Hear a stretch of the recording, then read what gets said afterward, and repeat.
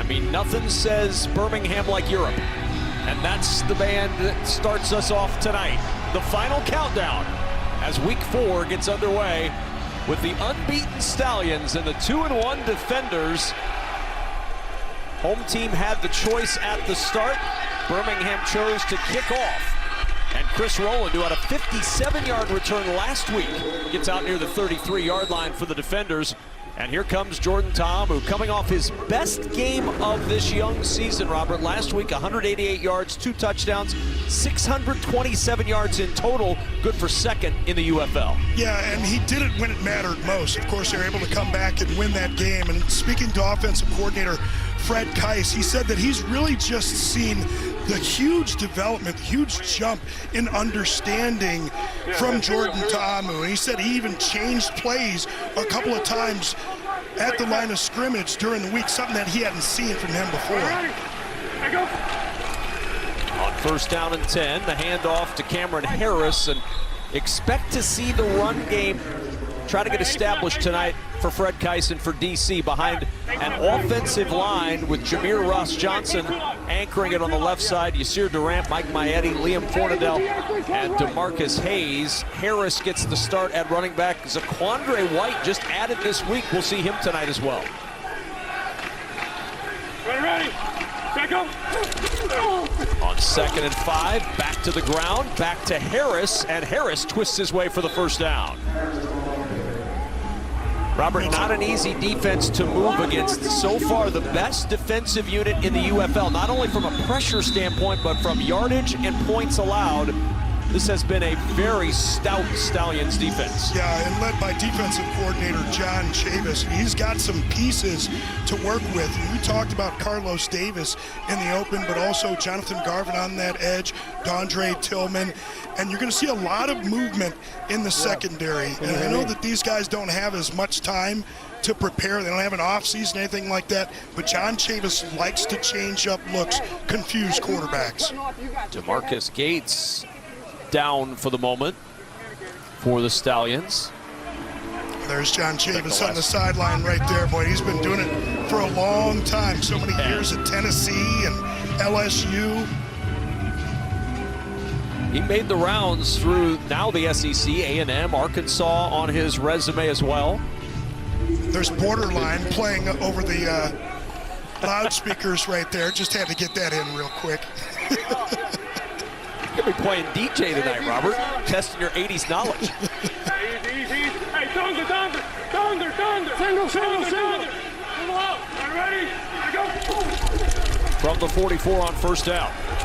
Harris to the edge, and Harris barrels his way near the 49. A 5-yard pickup on the play for Cameron Harris, running strong early. Boy, he certainly is. And just this offensive line really just dominating up front right now, which is a bit of a surprise. And this one right here, you get those big guys moving, you just wear them down. They say that the thing that you want to do is you want to make the big guys run and the little guys tackle, and that's exactly what they did right there. And here we go. Jordan Ta'amu coming up to the line of scrimmage, changing things. We've seen run. Maybe we get a little bit of play action here with Ta'amu going up over the top. Handoff again. Harris on the ground. Ball pops out. Jarred loose. Stallions think they have it at the 43-yard line, and they do.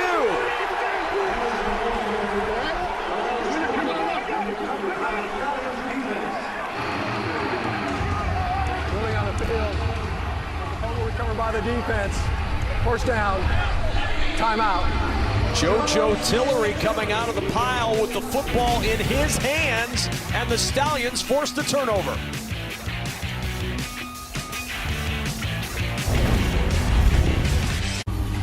Cameron Harris had been running the ball well, but he coughs it up on his 4th carry of the ball game, recovered by JoJo Tillery. And the Birmingham Stallions get a stop and now excellent field position as Matt Corral takes the field. He gets the start tonight. 51.5% completion percentage this year for Corral, who watched Adrian Martinez last week throw for 344 yards and 2 touchdowns. Boy, he really lit it up a week ago. How do you reward the guy for 384 yards total offense? Give it to the other guy. But in all seriousness, Skip Holt said he knew that these guys were going to be changing up. Handoff and not much there for C.J. Marable. Good penetration from Bellamy. And as Skip Holtz told us during the week, there are going to be some changes on that offensive line. Matt Caskey in at that left tackle spot. Zach Johnson moves from right guard into center. So a lot of changes, but they have got some firepower really at every position from a skill perspective. C.J. Marable, tremendous running back, great talent on the outside. On second down, Marable again tried to cut back and tripped up at the 45-yard line by Anthony Hines, the second. Got him around the ankles, and it'll bring up 3rd and 8. Yeah, and Greg Williams, defensive coordinator, he's got some pieces to work with that he was really trying to motivate throughout the course of the week. We know about Davin Bellamy on the outside, see Anthony Hines and Bernard, the linebackers there.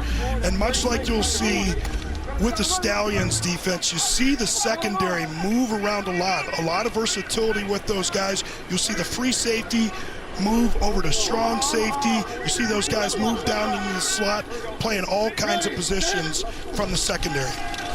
On 3rd and 8, swing to Marable out of the backfield. Can he get the yardage for the first down? He does. Just right to the sticks to move the chains for the Stallions. Right to the sticks and right into the chest of Kelly, who comes up to make this tackle. You can see C.J. Marable lower that shoulder, said, get some. Go ahead and get that first down. And both of these running backs, whether it's Marable or Person, number 23, the backup, these guys are both excellent out of the backfield catching the ball. Skip Holtz raved about both of his backs, how well they know and understand this offense. Corral on the sprint out, on the sideline to Amari Rogers, and the former Packer able to make his first catch of the night on Corral's first pass to pick up 9. And again, getting that ball to the outside. You know, we know about the limited size of the rosters here in the UFL. Only 42 total players. Try and get those guys running early. And you can see right here, Matt Corral getting a little bit of that run that we also saw from Adrian Martinez a week ago. Matt Corral, who was a 3rd-round pick by the Carolina Panthers in 2022, missed his entire rookie season with a Liz Frank injury in the preseason. You tell Kelly the left corner.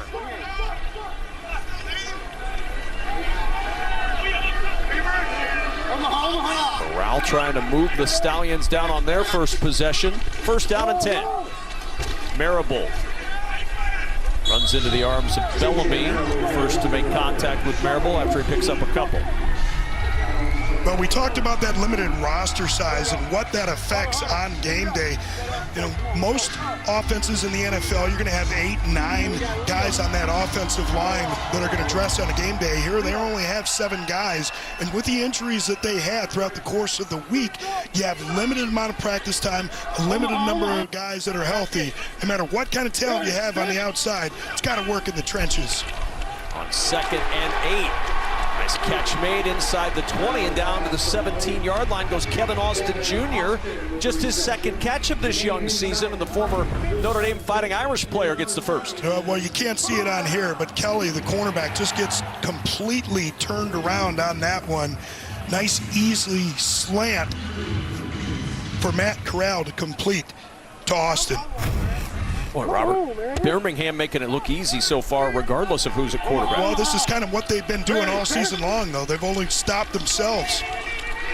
Corral pumps and now can run for yardage and close to another first down as Michael Joseph catches up with him.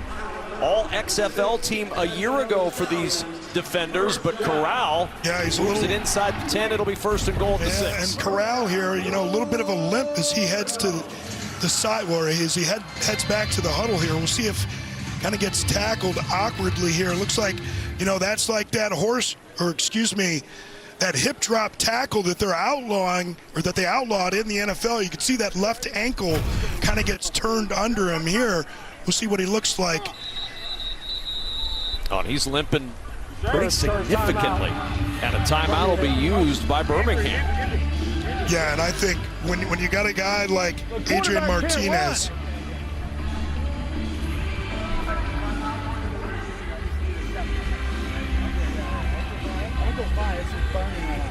Your ankle? Yeah. All right, take him. Okay, all right, you can get it. You get it. You get it.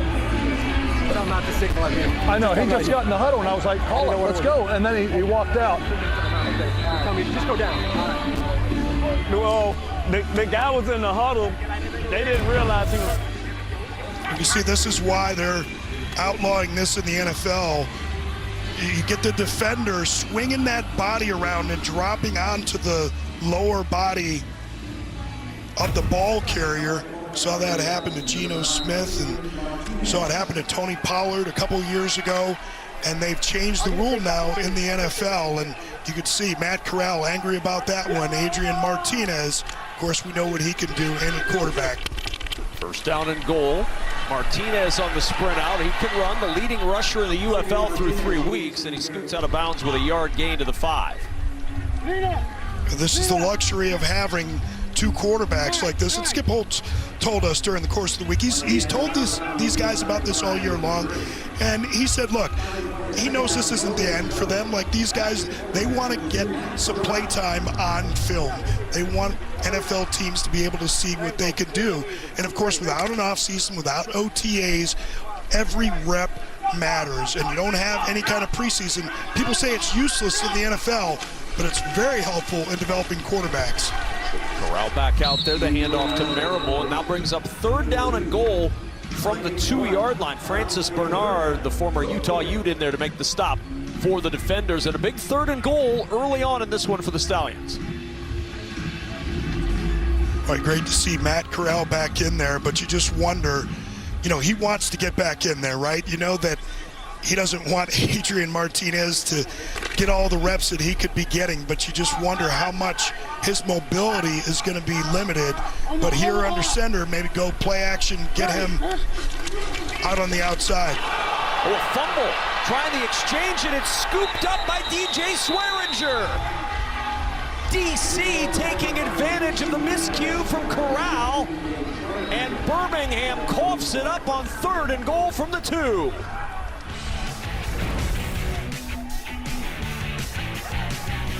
Well, the defenders get the ball back on the bad handoff. Long way to go, but they do have the ball. Tonight's game is sponsored by Progressive Insurance. Save when you bundle auto, home, or motorcycle insurance. And by Taco Bell.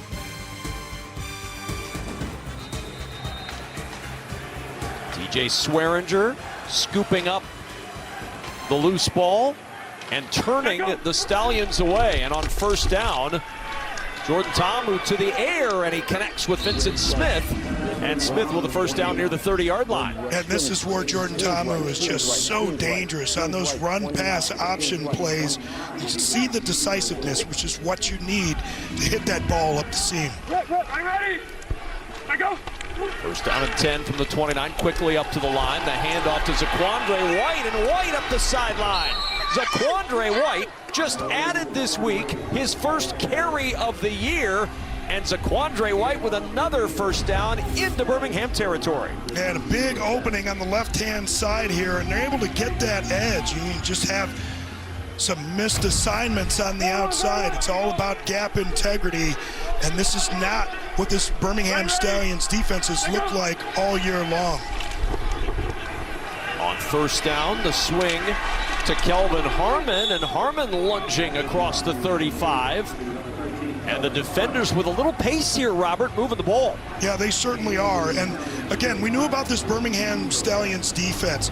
We knew that they were very stout up front. You try and make those guys get to the perimeter, get those big bodies moving early to wear them out.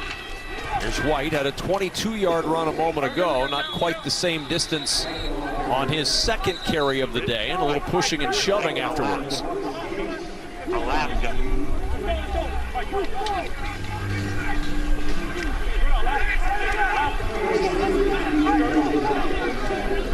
Second down and 7.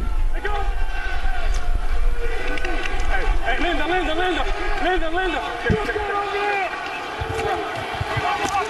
Linda maybe changing a run to the left. Tamu over the middle. Oh, he fit that into a tight window at the 26-yard line, and his tight end, Caden Smith, with his first catch of the year. Yeah, and Caden Smith, this is something that offensive coordinator Fred Keiss said he wanted to see more out of Caden Smith, and of course with the injury to Briley Moore McKinney early in the game a week ago, he's able to get more time. 3rd and 1 to the sideline. Catch made by Vincent Smith, and Smith breaks free down inside the 10-yard line, and the defenders have it 1st and goal. Boy, really an impressive drive by the defenders. Just way too much space on the outside given by the cornerback. You could just have easy access, free access to the outside. You cannot do that on a 3rd and 1. Here's Quandre White trying to bounce it to the edge. Not going to get away from Kiava Tizino. 23rd tackle of the season for Tizino, and it's 2nd and goal. Boy, you could see Tizino playing that one perfectly. Inside out, not going for any moves back to the inside. Nice sound tackle from Tizino. He came right over. 71, 8 men. 71, 8 men. And again, Tamu, his legs, always a factor, but especially here down in the red zone. 2nd and goal. Ball batted at the line and incomplete. I think that might have been Garvin that got a hand on that one. Coming off the edge with that rush. Coming from the offensive right. Boy, and he is just so quick. A couple of sacks a week ago against Memphis. These guys are really stout up front on that defensive line. 3rd and goal. The defenders trying to cash in on the Stallions' turnover. Tamu flushed on the run, floats for the end zone, back to the end zone. He finds Chris Rowland, who taps his toes for a DC touchdown. Let's go. Let's go. Looks like this is There going is to a be flag on. down. Sounds like this is going to be on Kenny Robinson, the safety, so the touchdown will count. Defense, number 24. That penalty's declined. He's also played a touchdown. But the thing that makes Tamu so dangerous, just watch this little move to the outside. Doesn't panic, doesn't try and run, keeps his eyes downfield, but he's able to get enough on that ball, even up in the air like that, just able to rotate those hips just enough to keep that velocity to find Rowland at the back of the end zone. And DC chooses to go for 2. They've done this every conversion that they've had after a touchdown this year. They go for 2. They'll set the ball at the 5. You can go for 1 from the 2, 2 from the 5, or 3 from the 10. Are they going for 1 or 2? Here we go. They are going for 2 is the answer to that question. Ready. Tamu to the end zone, incomplete. Trying to find Rowland again. Well covered in there by Mark Gilbert. And it'll stay 6-0 DC, but the defenders behind Jordan Tamu turn the turnover into 6 points. And DC strikes first on the road against unbeaten Birmingham. Saturday on Fox, Birmingham battles Houston, or San Antonio takes on Arlington. The United Football League, Saturday at 7 Eastern on Fox. DC with a 6-0 lead over Birmingham, 3:29 remaining in the first quarter. And now let's check in with an update from San Antonio. John Lovett with a 5-yard touchdown run to get San Antonio on the board. They would add a field goal, and the 2-1 Brahmas with a 10-0 lead over the Michigan Panthers. Eat your heart out, Carissa Thompson. Quite an update there. Thank you. You know, I've been practicing it for many, many weeks, hoping for a chance to do that. You can watch that game, by the way, on the app. I don't know why you'd want to, because we bring you such good updates, but that game is available to you on the Fox Sports app. You can see Matt Corral warming up on the sideline in break, and he's got that left ankle spatted up. So A little bit of extra protection. We'll see how he moves here on this drive.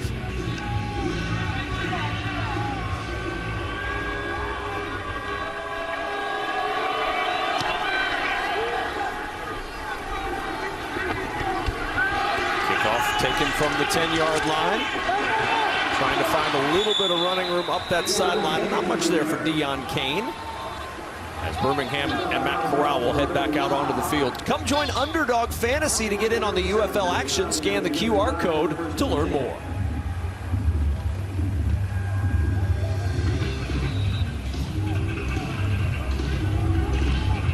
Hey, we got Rio, 8 on 1, ready? Play ball. So Birmingham had marched it down the field on their first possession, turned it over on 3rd and goal from the 2-yard line. DC turns that into the touchdown. And now back to work goes Matt Corral from the 36-yard line. And a handoff up the middle. And yardage out near the 40. First carry of the night for Ricky Person Jr. Martinez looking on. Started last week. The top rusher in the UFL has had 1 snap tonight. Okay, we hear that Ohio even call here. So it's probably going to be a run to the right. And you're right, Ricky Person in there, man. He's a thumper. 6'1", 222 pounds, but he's also excellent catching the ball out of the backfield at an improv 35-yard reception a week ago. Here he is, picking his way forward, breaks 1 tackle from Trent Harris and works his way out near midfield. Man, I love watching this guy play. He's just a thumper. He's one of those guys, you know, you've got to make a decision. And I know Greg Williams, the defensive coordinator, he had a talk with these guys, chewed them out a little bit. You got to get your mind right. You're coming up to tackle a guy like Ricky Person Jr. Skip Holt said he's bigger and more physical. That seems pretty obvious when you watch him play. Corral to the sideline, and breaking a tackle is Vincent Smith. A good start to the game for Vincent Smith as he grabs another reception, his 3rd. See Kelly in the coverage here. This is actually Benjamin Victor on the reception, a Buckeye. Come on, man, get it right when it's Ohio State. Benjamin Victor, the former Buckeye. No, there aren't former Buckeyes. You're either Buckeye or you're not. But looks like Person limping off the field here a little bit. So we're going to get C.J. Maribel off earlier. He came back. Hopefully Person will get back out there. Yes. They cut off Brian Adams there a little early. Tuesday, Omaha. Ready, There's so much more in the catalog. They can get to it later. Maribel swallowed up in the backfield. Dominant up front, Dennis Johnson. Boy, Dennis Johnson with the quick win on this one. Offensive lineman ducked that head a little bit, and as a running back, you just hate to see those defensive linemen like that break free, and that's just one, hey, you got to protect the football, but you get back to the huddle, and you said, all right, next time, somebody take care of big number 91 in the middle. Maribel in motion on 2nd and 12. Almost intercepted. Garyon Conley, Ohio State product. Another Ohio State guy, and Conley with the quick break on this ball almost runs the route for him. You got to work back to the ball if you're Gary Jennings on that one. I'm sure he's going to be hearing that from his quarterback. Conley almost able to step in front of that one to get the pick, and you can see a little bit of a pressure look from defensive coordinator Greg Williams on that last play, mixing things up, and he likes having these stand-up ends. 3rd and 12, and a strike to Jay Sternberger, and the tight end has the Stallions first down to the 17. Quarterback's best friend, guy like Jace Sternberg, you see him lined up in the slot. He's got that type of versatility. He can be an inline tight end. Spent a little bit of time in the NFL. You see him split out there wide. He's got great feet and an excellent feel for how to play in zone. Nice job. Nice job. And the quarter is in the books. The DC Defenders taking advantage of the turnover, finding Chris Rowland for the game's only score. 6-0 DC through 1. DC with a 6-0 lead as we start the second quarter with Robert Smith. Brock Vereen on the field. I'm Kevin Kugler. Statistical dominance of the Birmingham Stallions has been on full display early this UFL season. Their 80 points scored dwarf the 41 they've allowed. 11 out of 23 yards of total offense, far exceed what they've allowed in the first 3 weeks. And how about the pressure? 17 sacks when compared to the 4 that they've allowed on the year. Dominance through 3 weeks, but their 10 consecutive win streak on the line, Robert. They're trailing 6-0, but on the move again. Yeah, and we heard the discussion there between Skip Holtz. You see that Indy odd smoke. That's what they settled on. So this sounds like this is going to be maybe a run-pass option to the left-hand side. But you hear that tagged with the smoke where you may have a fake bubble on the outside. And they go with the run on the run-pass option, and it's Person who limped off earlier, back in there now, and using his physicality to get inside the 15 near the 13-yard line. Yeah, and Greg Williams, the defensive coordinator from D.C., talked about Skip Holtz, kind of his approach and why he's been so successful. Keeps things really simple offensively. Obviously, it helps to have some good players, but he does keep things simple, and you hear those types of calls, really simple verbiage. You don't want to overload guys, just nice and simple. Confident players play fast. 2nd and 7. Corral checks down to the sideline. Benjamin Victor breaks a tackle, close to another first down. It looks like he's got it with that right foot mark on the sideline right at the yards to gain. Well, this is the second time we've seen this from Benjamin Victor. That run after the catch, so important. Just understanding where defenders are coming in. Nice field awareness, knowing where that yard marker is. Getting that first down. 1st and goal. They turned it over their first trip into the red zone. Second trip now into the red zone.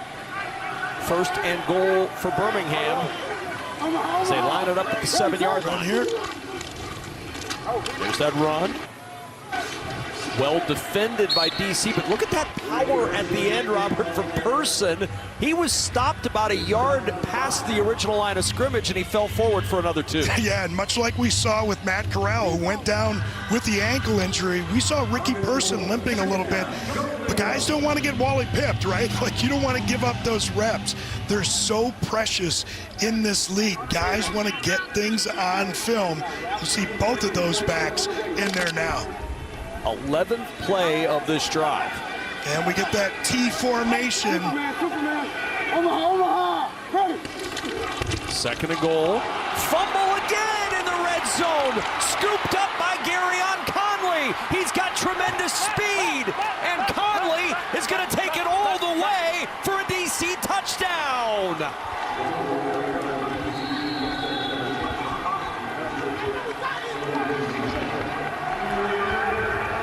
Well, those defensive players love those gifts from the offense, and this was an absolute gift. We're going to have to take a look and see what happened on that handoff. Look, running back coaches always tell you it's a quarterback's job to get it to you. It's your job to get it. You can see Maribel forming that pocket, and it looks like that handoff may have been a little bit high. Now, may say I'm a little bit biased because I'm the running back, but it looks like that ball hit his top inside hand as he was going for the handoff. They're checking to see, does he get touched? Does Garyon Conley touched by Maribel down? Oh, yep, that's a finger, and they believe he had possession there, so he's probably going to be down. And on further inspection, I take back my previous comment. Perfect handoff. CJ Maribel's got to be able to control that thing. Spot of the recovery. He was touched. The ball it'll be DC's ball at the 7-yard line, right hash, 1st and 10. Always good to hear the dulcet tones of Dean Blandino. It was down by contact at the 7-yard line. 1st down, DC. Yeah, there's only Take one. the points off the board. But back-to-back red zone fumbles, Robert.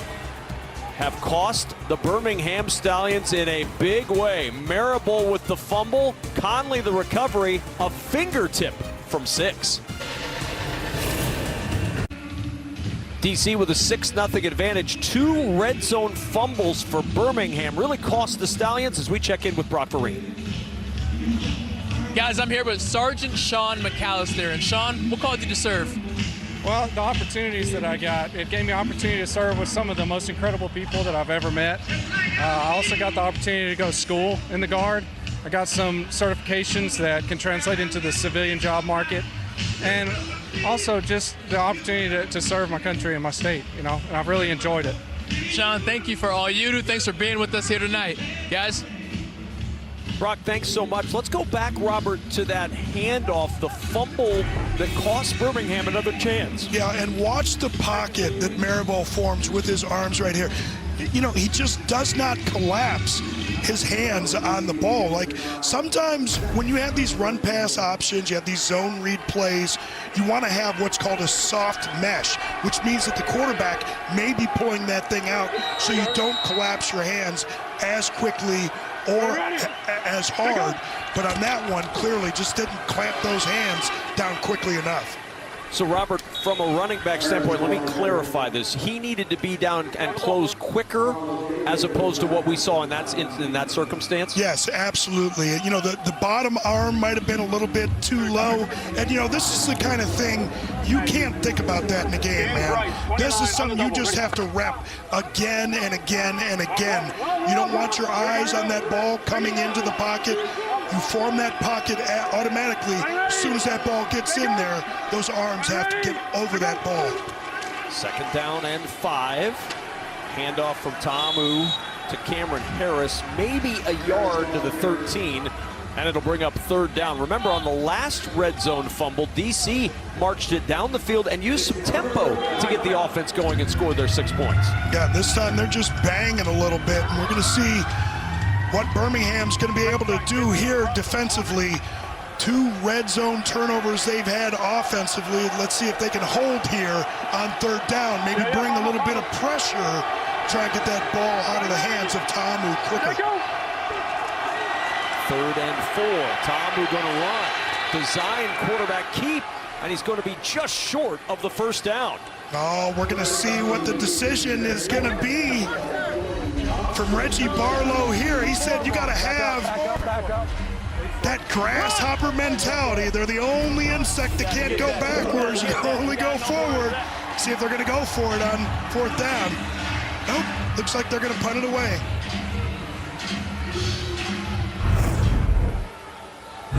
The true line measurement shows that they've got a good 23 inches to get that 1st down, and inside your own 20.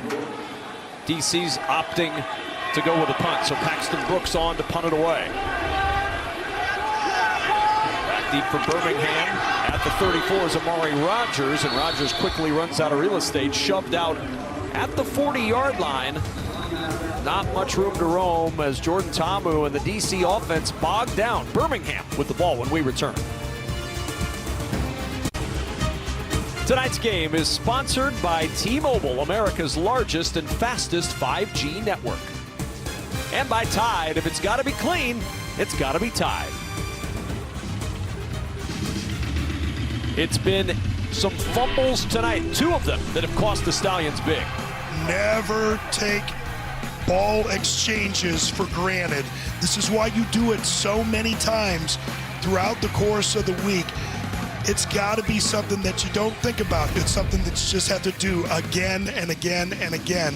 And you have to pay attention to those little details or it can cost you. Now, fortunately, they were able to get DC off of the field on that last 3rd down, just barely holding Jordan Tamu short of that 1st down conversion. Let's see what they can do here on this drive with ball security. Birmingham's average start is right where they are, their own 40-yard line. But 2 red zone fumbles have kept them off the board. Matt Corral and the Stallions offense back to work. And Corral off play action close to the first down. Near midfield is Deion Kane as we check in on the field with Brock Vereen. Guys, you go back to last week, Adrian Martinez fumbles the football, Skip Holtz pulls him aside. He says the only way these teams play with us is when we turn the ball over. So while it may be Matt Corral at the helm tonight, the sentiment is still the same. They can move the ball just fine, but they have to get out of their own way. Yeah, so often the self-inflicted penalties, turnovers, whatever it is, have cost teams this season in the UFL. Birmingham has not had that happen yet. Pressure coming. Corral in trouble, and Corral is going to go down. First pressure came from Joe Wallace, Robert, and then everyone else there met at Matt Corral. Yeah, you're absolutely right. Joe Wallace was able to get that initial pressure coming right up the middle on that one. He beat the left guard and was able to get that pressure on Corral. And Corral trying to take a shot downfield, but needed to escape, and just that small amount that he was slowed down initially kept him from any chance to escape. Loss of 3 back to the 47, 2nd and 13.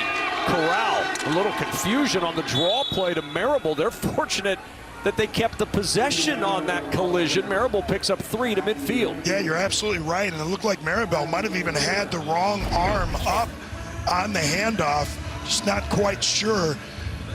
The timing just a little bit off. No, he barely gets that thing up, but Corral just not able to get over far enough. And boy, it's bizarre.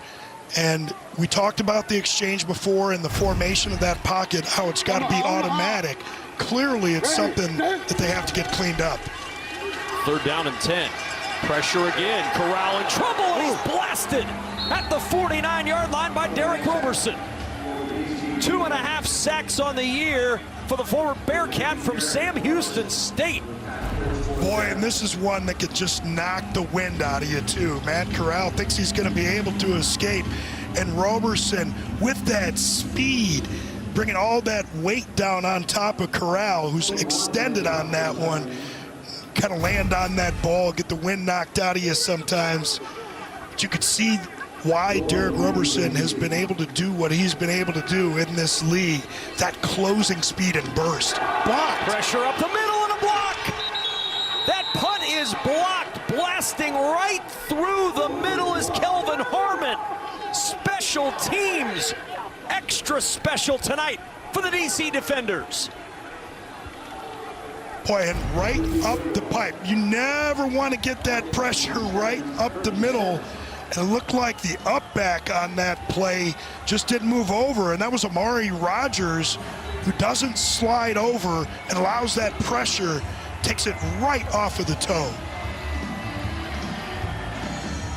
Kelvin Harmon, former 6th-round pick of Washington in the NFL in 2019, had an ACL tear that derailed him in 2020 after an outstanding rookie year where he had 30 catches for Washington. Comes up with a huge special teams play, and now DC starts at the 36 of Birmingham. Zaquandre White trying to turn the corner, lunges forward for a yard. Neville Clark right there to make the stop.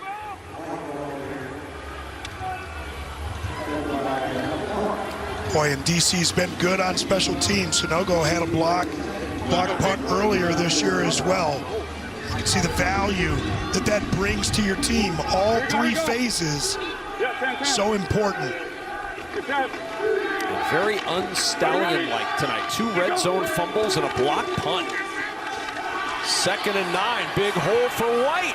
Cuts it back at the 20. White inside the 10, 1st and goal Defenders.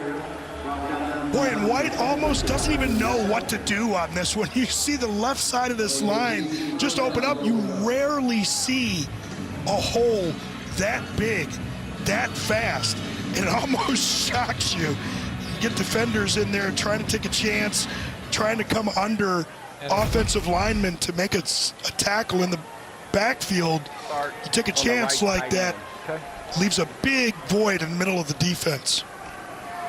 Birmingham is challenging the previous play for a potential false start on the right side of the line of scrimmage. All right, so this is the super challenge. Super challenge. Jeff, I'm with you. I'm going to leave it open. We do have a flinch on the right tight end prior to the snap.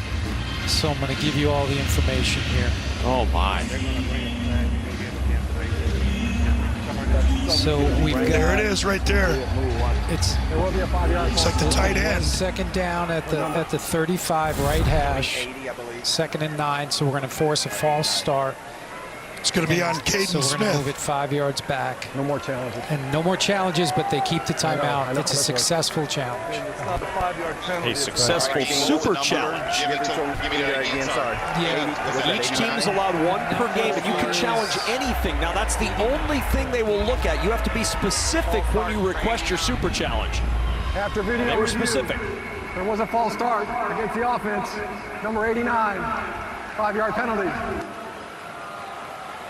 So that negates the big run from Zaquandre White. Good usage of the super challenge from Skip Holtz and that coaching staff, Robert. Out of challenges, but they take off the big run for the defenders. Yeah, and you're going to see Smith here on the right side of the offensive line. And remember, he's in this week because Briley Moore McKinney out with the injury. They're excited about getting him into the lineup, but you got to know the snap count. Hold your water, as they say. Put the running back on the other side. Put him on the other side. Ready? Take go. So back it up to the 40. Tamu off the play fake, wants to go deep into traffic and almost intercepted. Novell Clark, the closest to that pass that wobbled a little bit on Tamu. Yeah, and he was trying to hit 3rd and 15. Trying to hit Cutie down the field, but this route is capped, as they say. And you're right. Clark is right on the top of that one. You see the vision that he has. He does a man turn on the back end there, able to get into the middle of the field, and almost caught that one himself. Had 2 picks with the Breakers a year ago in the USFL. 3rd and 15. 4-man rush. Tamu flushed. Looking. He's going to run up the sideline and shoved out short of the first down by a yard. He needed 15. He got 14. Just a little bit short. And of course, Birmingham has been turning the ball over in the red zone today, so no points on the board, but you got to think that they're going to want to stay on the field and go for it on 4th down here at this area of the field. You know what kind of points Birmingham normally scores.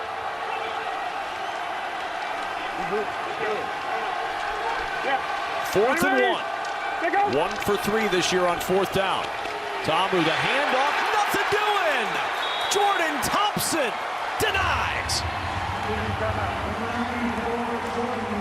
Talk about defensive linemen, what makes them special. Feet, hips, hands. You see the burst, that first step quickness from Jordan Thompson, able to stop the DC defenders on 4th down.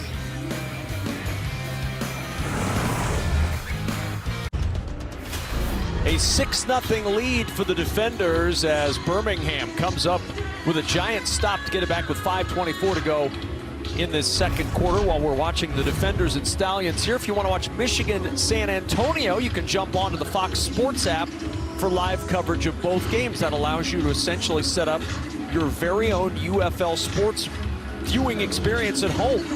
On the app, on the screen, it's like you're there, swallowed up by UFL on all sides. San Antonio with a 10-0 lead over Michigan in that battle of 2-1 teams there. 5:24 to go in the first half in Birmingham. Omaha. Ready, finish. From the 30-yard line on 1st down. Corral to the air and a dart throw at the 45. Benjamin Victor with a 1st down out near the 47. Oh, you're right, partner, an absolute dart. Look at this compact delivery from Matt Corral. It does look like he's just throwing a dart and just anticipates where that window's gonna be. Sometimes it's just about pulling that trigger. Believe what you see as a quarterback. Good things can happen. Ready, 17 on that catch for Benjamin Victor. 3 catches, 32 yards. Corral able to elude the rush, dancing around, now checks it down, finds the open man. It's Ricky Person, close to another Birmingham first down. That's all Matt Corral. What a job to elude the rush, first from Trent Harris. Flag down on the play.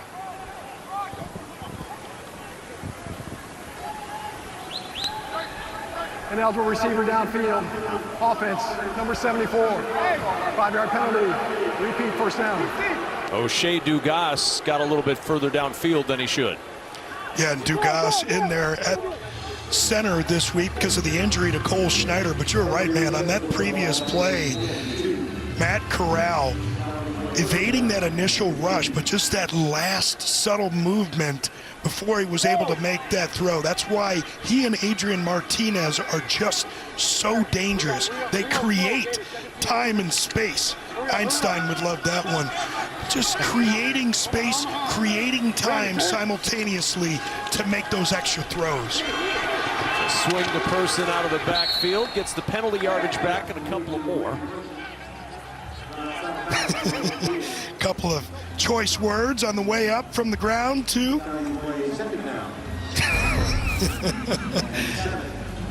And that's Kerryon Conley coming up and making that stick. We talked about how physical Person is.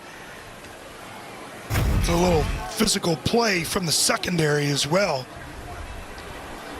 Conley thought he had a touchdown earlier, just touched by Marable with a fingertip before he took it all the way back for 6. 2nd and 7. Corral floating it down the sideline and a little too far for Isaiah Zuber. Outstanding coverage out there from Nidair Rouse, who was all over Isaiah Zuber. Yeah, Matt Corral gave Zuber a chance on that one, and this is just timing again, right? Like, guys, they just don't have as much time to work on that timing. Where's this guy going to be on this route? 41. Hawk 41. Hawk 41. Plenty of time. We've been waiting for it tonight, Robert. The rain has arrived in Birmingham, and it is coming down at a pretty good clip right now.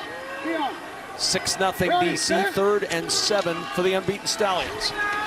Corral to the air, twisting away is Amari Rogers. Rogers on the run. He'll take it to the house for a Stallion touchdown.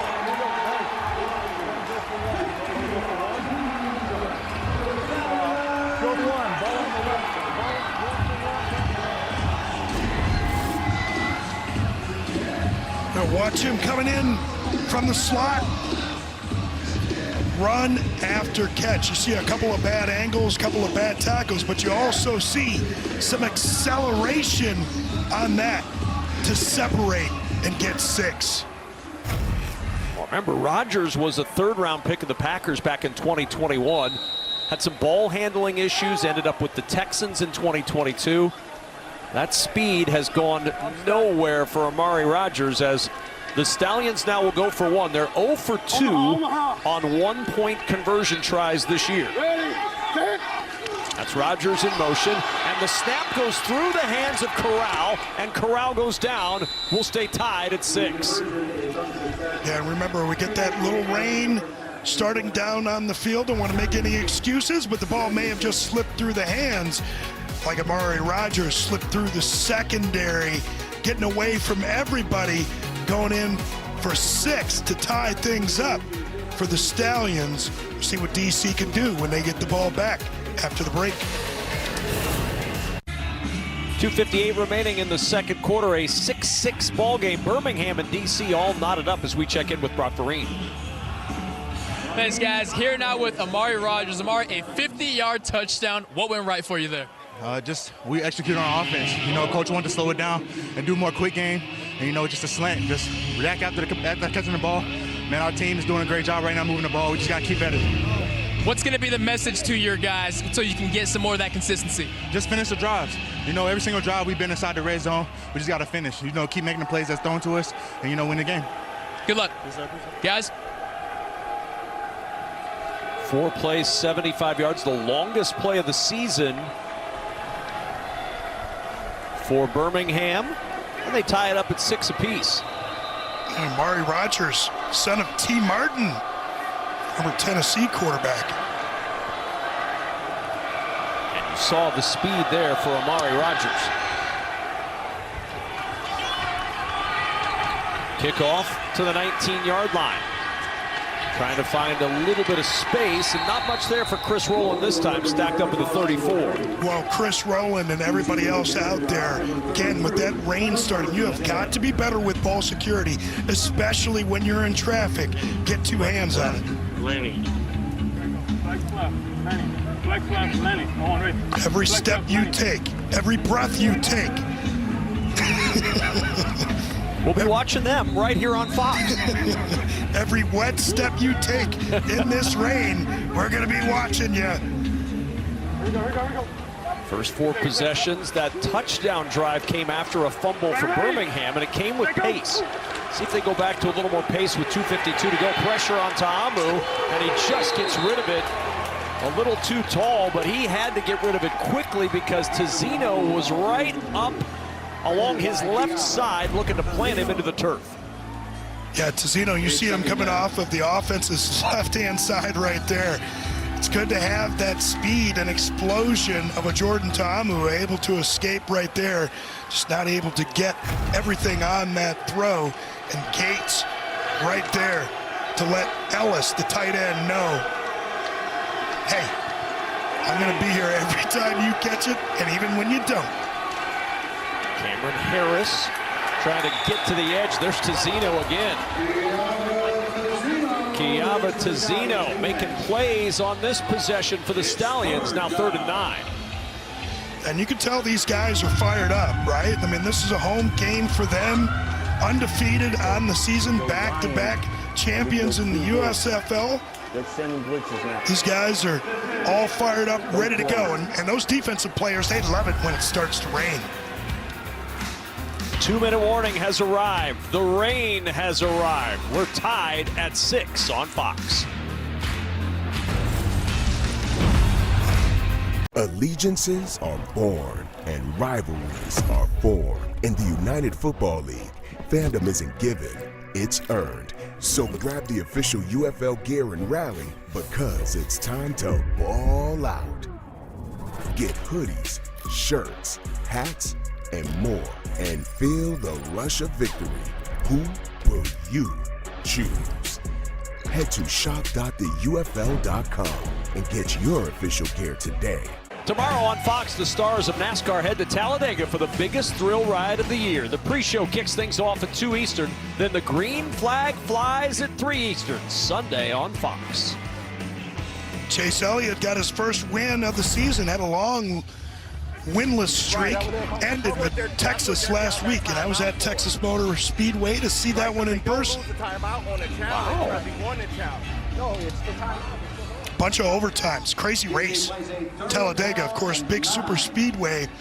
Oh yeah. Always fun to watch. Hopefully it's dry enough for him. I was going to say, hope that rain does not stick around for Talladega tomorrow.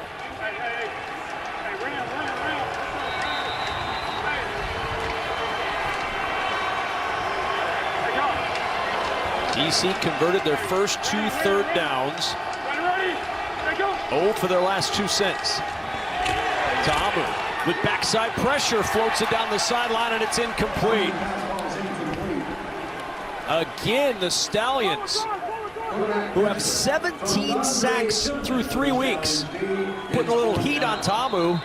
And the punt team coming on for DC. Yeah, and I think that was to Andre Tillman. And, you know, what you see from all of those guys, whether it's Garvin or Tillman, Davis, Thompson, as we've seen earlier, it's that quick first step. And that's just something you can't teach, right? Guys either have that or they don't. And the game is going to be paused. There's lightning in the area in Birmingham.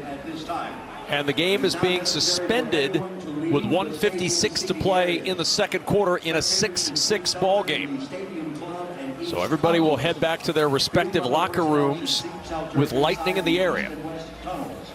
Re-entry will be granted for those that take shelter in your vehicle. Well, I never really had any long delays in my career, but I know you just hate this as a player. You get your adrenaline up, you're all ready to go, you get out there, you get a little bit lathered up, excited about what's going on in the game, and then bam. I know you're getting ready to go to halftime anyway, but you just hate this as a player. You have to step off the field and keep your eyes on radar screens.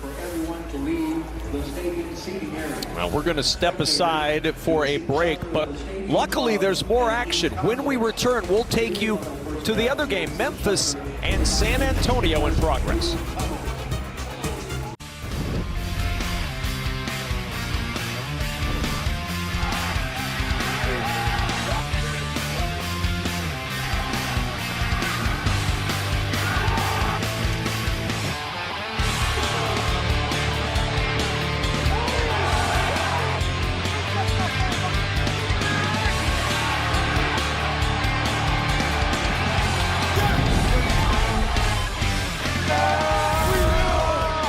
To you by Progressive. A 1 hour, 26-minute lightning delay in Birmingham is over. The rain is not, and it will be continually rainy as we look back at what happened before the rain. 2 red zone turnovers. This one picked up by DJ Swearinger, turned into a touchdown pass from Jordan Ta'amu to Chris Rowland, and the DC defenders took the early 6-0 lead.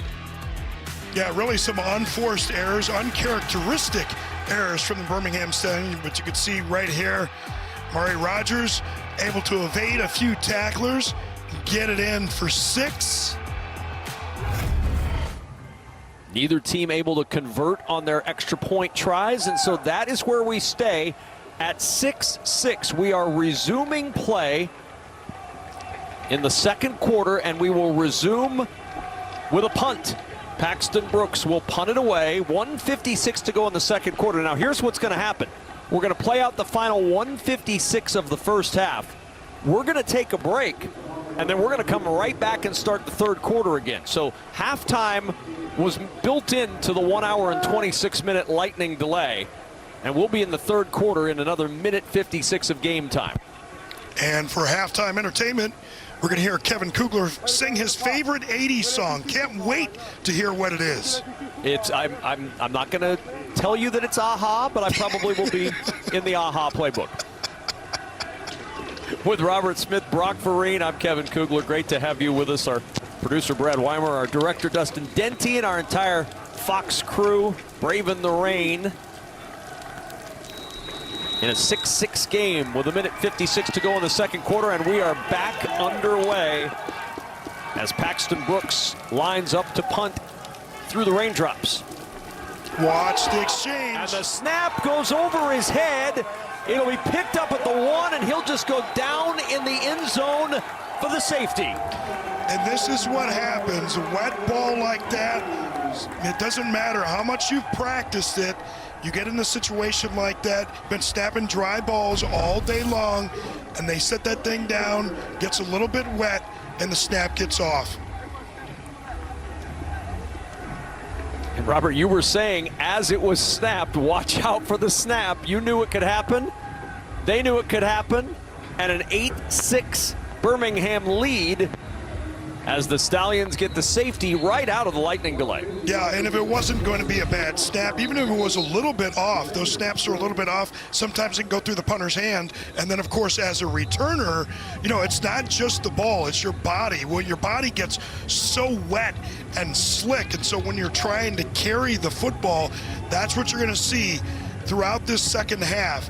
Or excuse me, throughout the rest of this first half, and then through the second half, is you're going to see players wiping the front of their jerseys down, especially if they're ball carriers, because you need to keep it dry so that it doesn't get slick. You can see the raindrops, you can hear the rain. It is coming down furiously right now in Birmingham. Are you going to sing Blame It on the Rain then? I could. I mean, that would fit into the theme of the night, which is 80s night in Birmingham. I was going to say Milli Vanilli sang that. I was like, no, actually they didn't sing it. But they were there for it, Robert, and really, that's all that mattered.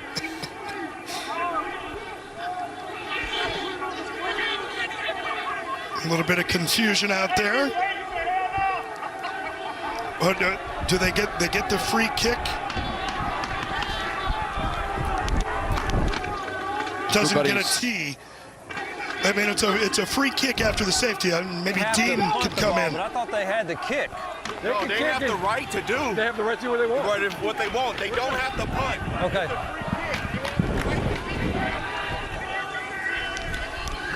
So there was some confusion. Do they have to punt it? You see it more often than not these days, Robert, that the free kick is used as a punt, but the defenders are opting for a kickoff off a tee. Yeah, and of course, with the bad snap that they had on that last one, they like that nice, secure hold of that little rubber tee.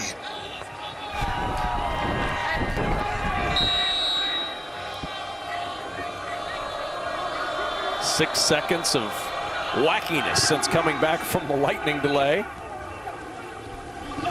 And the free kick will bounce once. And from near the 10-yard line, looking for a little bit of running room and not finding any. Deon Cain tripped up as he tried to get to the outside with 1:44 to play in the first half. So now you've been in this position in a running back's shoes. What do you do from a ball security standpoint? How do you hang on to it on a night in which it's been hard to hang on to in dry conditions? Well, again, you know, in conditions like this, you really need to focus on your body. You need to focus on your arms. You try and get them as dry as you can. You can see right there, Maribel went to dry his hands on Corral's towel. Just do what you can. Off the play fake.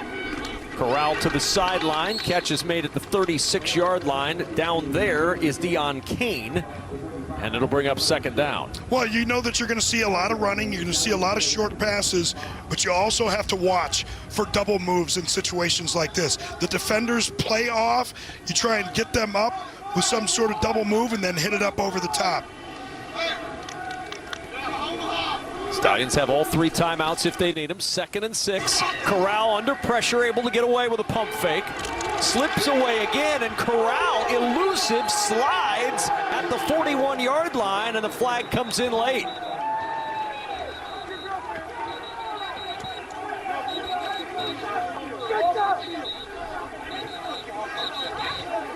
Many tried, but few succeeded to Corral.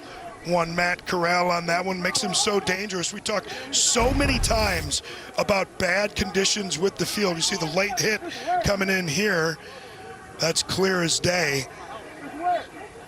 That's Roberson that's coming in with the head to the helmet, head to the neck to take the helmet of Corral off. Dangerous play right there.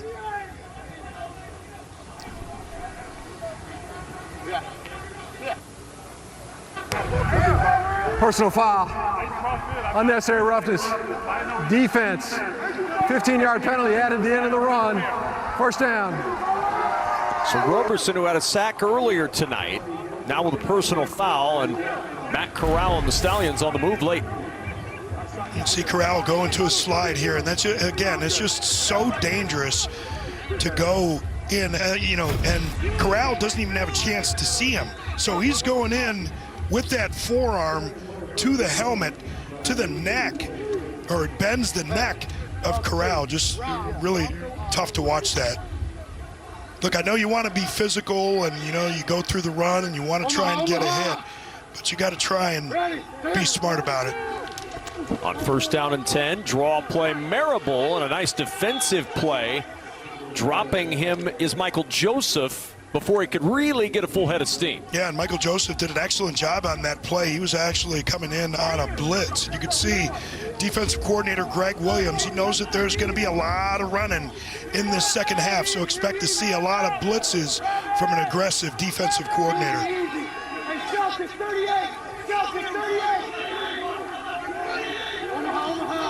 Corral changing the play. Under 10 on the play clock.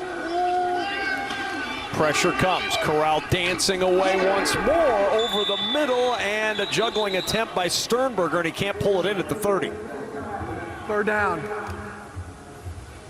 And we're seeing more of the pressure again from defensive coordinator Greg Williams. It's really a nice throw here from Corral. And a little bit early on the contact, you could see gets through the back, does Ramirez on that one, and also gets the face mask of Jay Sternberger on that one. You know, defensive players, you know, they're watching this, they're saying, hey, great defense, love to see the aggression. Definitely got there a little early. 3rd down and 10. Corral pumps. Checks it short. Marable breaks a tackle, headed for the sideline and out of bounds at the 39, short of the 1st down. And now 4th down with 15 seconds to play in the 2nd quarter. Quarterback's best friend, having tight end and running backs that can catch the football, especially in conditions like this. You're only going to get so many opportunities to drive the ball downfield.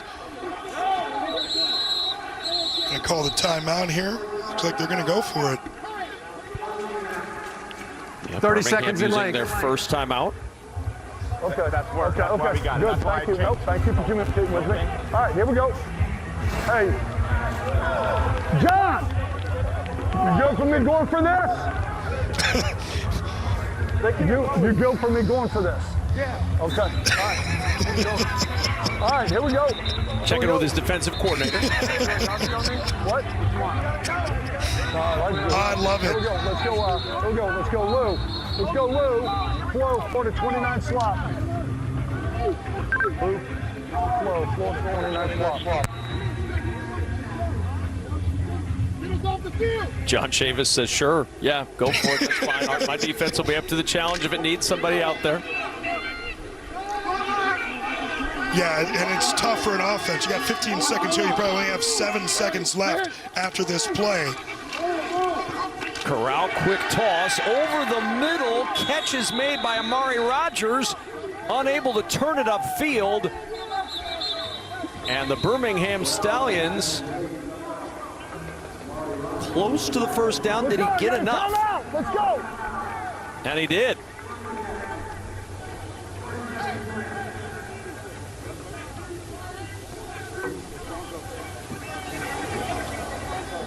See? That's why John was comfortable with him going for it. He knew he was going to be able to convert it. Obviously not great kicking conditions, and a new kicker for the Stallions this week. Blew it out with an injury. Ramiz Ahmed signed to handle the kicking duties. And they got Rapper's Delight playing. I know you were big on that, man. You've been playing the hits and having fun all night, Robert, even with the rain delay. This is awesome. This is going to be fun. It's going to be a fun 2nd half. It's going to be coming up real quick, too. Corral under some heat, steps through contact. Corral's got to get down, the clock running, and the timeout is used with 2 seconds left in the 1st half. They called for the field goal here. Nice job. Nice job. So here comes Ramiz Ahmed, who kicked for the Maulers in 2022 in the USFL, went 14 of 22 with a long of 61. He went to UNLV, went to Arizona State, didn't play football at either spot, walked on at Nevada in 2017, went 15 for 20 in the field goal department in 2018 with a long of 50 there. And they've really been banging some long kicks in the UFL this season, in the inaugural season. I think they've got 4 60-plus kicks already this year. So this one just from 46. High snap, pulled down. Got it. Kick on the way from Ahmed, and that is good by plenty. Through the raindrops, Ramiz Ahmed gives Birmingham the 11-6 lead as halftime arrives. But remember, halftime is brief. Birmingham, touchdown, Houston, or San Antonio, Arlington, the United Football League. Saturday at 7 Eastern on Fox. What a halftime it was as we welcome you back for the start of the 3rd quarter alongside Robert Smith with Brock Vereen on the field. I'm Kevin Kugler. 11-6 advantage. It feels like we just got done with the first half, Robert, and yet here we are ready to start the second. A check of the first half stats, and Birmingham's offense is starting to flex its formidable muscle here in this one. Yeah, and we saw 2 times in that first half. Turn the ball over in the red zone, just some bad exchanges that caused turnovers, but obviously credit to that defender defense. They were able to get on those balls and produce a little bit of their own in that first half. But, you know, they have got to get, both of these run games, I think, have got to get going in this second half. Again, with this type of weather, makes it really difficult to have any kind of consistency throwing the ball. Guys got to bow up front, get the run game going. Well, remember, home team had the choice at the start of the game. Birmingham chose to kick off, so it'll be Birmingham ball to start the second half as the kickoff takes a left turn and veers out of bounds. Excellent field position now for the Stallions as they try to double up. Kicking team, ball be placed at the 50-yard line. First down. Boy, that's a huge, huge advantage. Getting the ball at the 50-yard line with that ball going out of bounds. Okay, ball from the right hash. Here we go. Let's go Leo, A-N, Cleveland, even. Leo, A-N, Leo, A-N, Cleveland, even. Pretty strong first half for Matt Corral. 13 of 16, 170 yards, a touchdown. He's also rushed for 26 yards, and their best start of the night at midfield. You see a ball, whoop, we'll see it go to this side. There it is with Person. And Person trying to lean on this defender's defense and picks up 4. And Person is a guy. I mean, both of these are excellent backs. Both Maribel and Person. Person, as we talked about, 6'1", 222 pounds. He is an absolute thumper.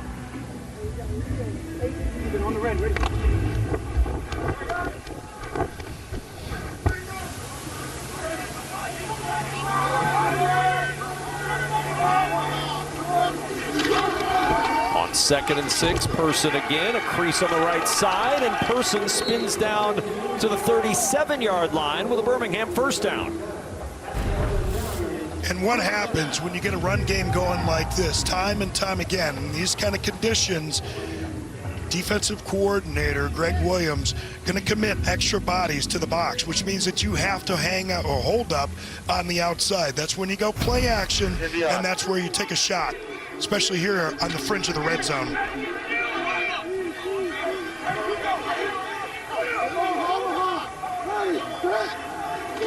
Person in the backfield again, and Person with another carry. The jump cut to the outside, and Person out of bounds near the 28-yard line.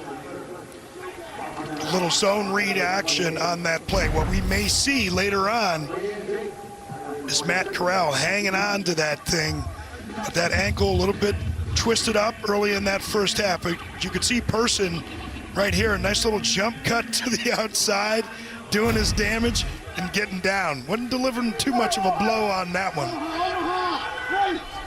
2nd and 2 after the 8-yard run. Person again, right up the gut. First down to the defender's 23-yard line. And you talked about it coming out of our very brief halftime, Robert. The run game was going to be important, and Birmingham establishing it early. Yeah, go ahead and listen to the call here. Here we go. Let's go Razor. Razor. Even. Razor in the even. Tell everybody to be cool. Everybody be cool. We're going to be running this thing to the right. Indy even. Again. See that ball go right over here. And movement early. And he just told it. He just got done telling him. Ball start. Offense, number 77. 5-yard penalty. First down. This is they why forgot to tell Derwin Gray. Well, this is why coaches, they get the gray hair, why they pull their hair out. And you know, he just got done telling him. Tell him to be easy here. Let's go Dallas 53 Ralph. Here we go. We got a Razor Dallas 53 Ralph. One more.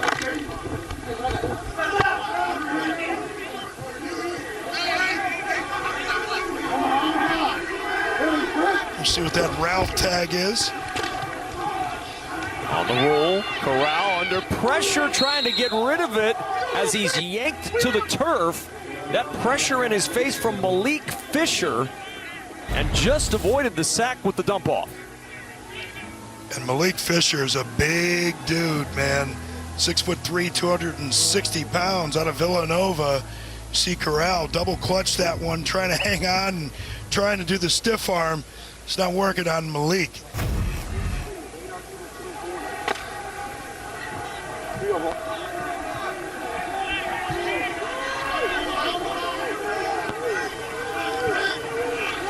Second and 15. Corral fits it in, and a flag is down as Gary Jennings comes up with his first catch of the season. We'll see about the flag. Oh, I think this is probably going to be interference. Might have got a little bit handsy. Might have been Conley there.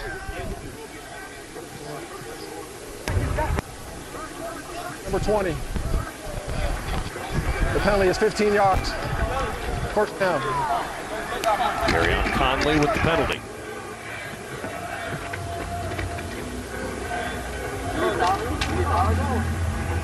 And again, you know, you get conditions like this, the ball is wet, and people would think, yeah, it's going to be difficult to throw. You know, as long as it's not real windy, you can throw the ball. And, you know, what they say is definitely true, that the offense knows where they're going, so it certainly helps with routes in particular. You get those quick slants, just difficult for defenders to react without cheating as you had there. On first down, Person up the middle and down to the 15-yard line. Another good burst and a good push coming, Robert, from that front five for the Stallions. Yeah, and that's a front five that's changed over quite a bit. We had a lot of changes from the offensive line that they had a week ago. Guys hurt, 2 new starters in this week.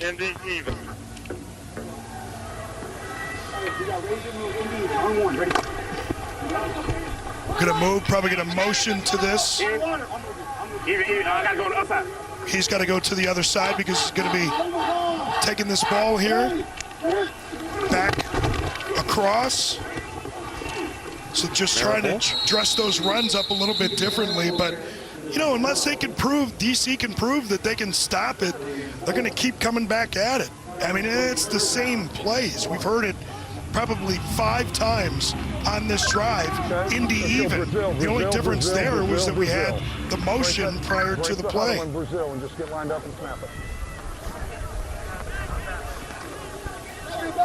Get that, get that.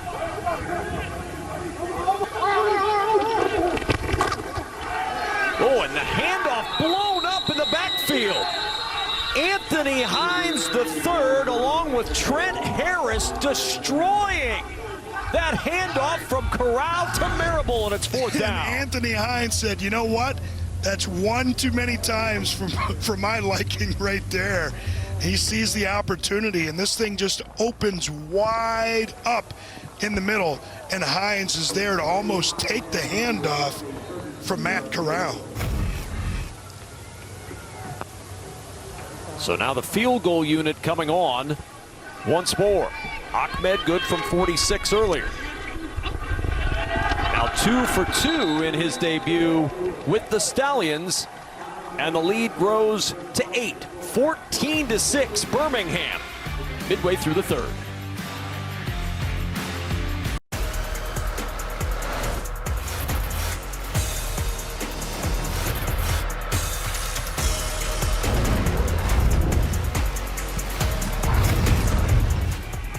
An hour, 26-minute lightning delay means nothing to these guys.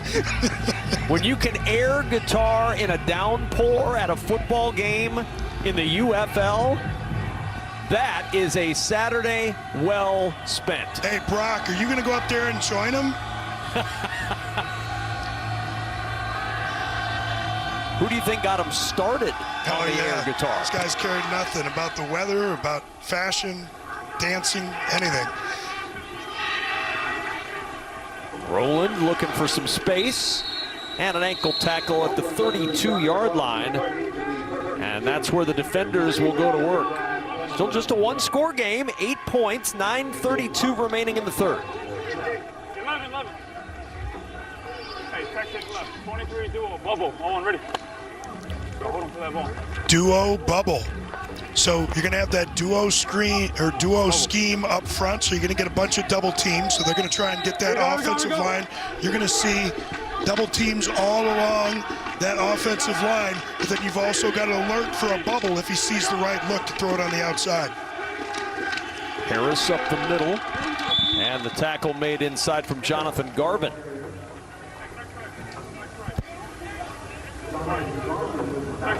And you like to see that from a guy like Garvin, right? I mean, he's got all kinds of speed, and as John Chavis, defensive coordinator, talked about, he likes having those versatile guys on his edges, but they have to be able to stop the run, which is what Garvin did right there.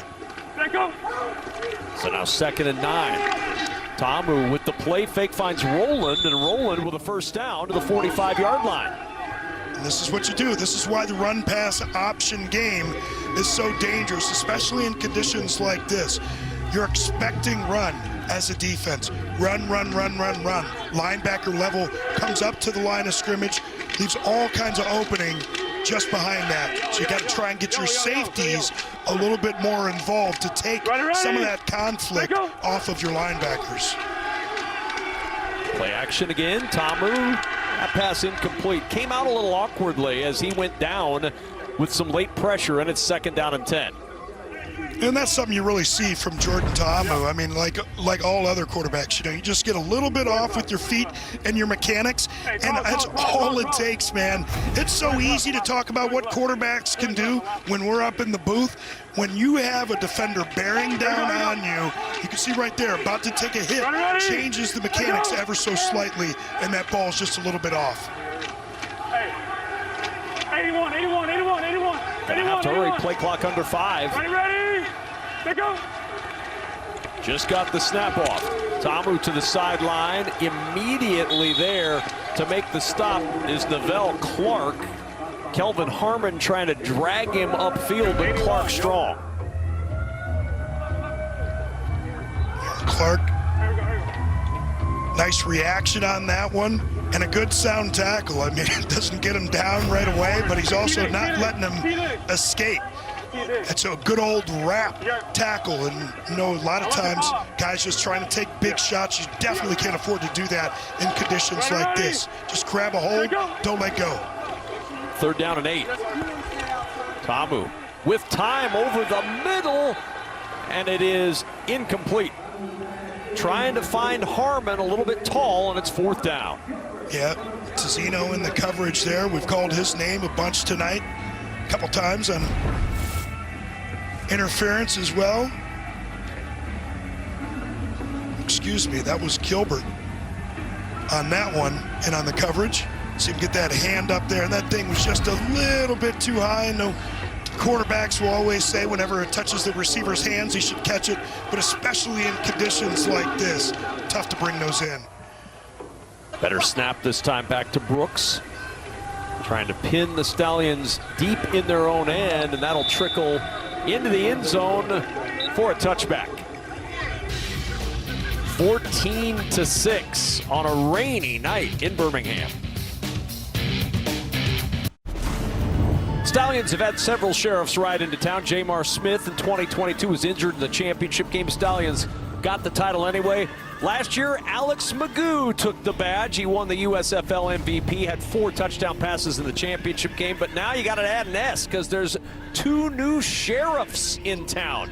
Matt Corral gets the start tonight. Adrian Martinez last week was tremendous, and we were talking with Skip Holtz before the game, and he said, I don't anticipate this, Robert, being a rotating program over the course of the year, but they both came here to get film, and they both deserve to get film. Yeah, they certainly do. And remember, back-to-back championships for Skip Holtz. He knows what it takes to win throughout spring football. He knows that he needs both quarterbacks ready. Without an offseason, this is the time that you get guys ready. On 1st down, up the middle from Marable to the 30-yard line. But again, that zone read concept that we've seen several times tonight, Corral hasn't kept it of late yet, but he seems to be setting that up, Robert. Well, he may be setting it up, but remember, he went down with that tackle where he had the ankle twisted up. He's not at 100%. You have to think that if he was 100% healthy, they would be running him right now. But Skip Holtz wants to take care of him. You know that he's got that left ankle spatted up. And if you're controlling the line of scrimmage like this, wear those guys out, run it until they stop it. Marable trying to turn the corner and coming in to help keep him contained, and Thula Kelly charged up from his corner spot to nudge him out of bounds. Yeah, and this DC defense, they don't need this. They need to get off of the field right here. They can't afford to stay on the field. They had that long drive. Their offense wasn't able to hang on to the football. You've got to come up here big on 3rd down. 3rd down and 3. And you've got to pressure 0 look here. It's Marable trying to jump over defenders, but there to meet him, Momo Sanago. And Sanago finished him off short of the 1st down. Oh, says that they're going to be going for it. See, tries to step over the traffic there, but just too many Cowboys at the dance there. Got corralled in that backfield, and they did what they needed to do. Defenders held on 3rd down, force a punt. Now they get their offense back with a chance. It's less than a 1-score game. Yeah, all USFL punter last year with Birmingham, Colby Wadman on for the first time. Wadman hanging it up there at the 27-yard line. Rowland dances it out to the 40, a 13-yard return for Rowland on the punt from Wadman, and good field position for the DC defenders. They need points, down 8. Okay, you're absolutely right. The Birmingham defensive line has become feared, but assuming this rain is going to continue, I don't expect a lot of deep shots on the horizon. Right now, DC's offensive line is setting the tone and holding their own. That ball is going to stay on the ground. Looks wet out there. Ready? Go. A little bit.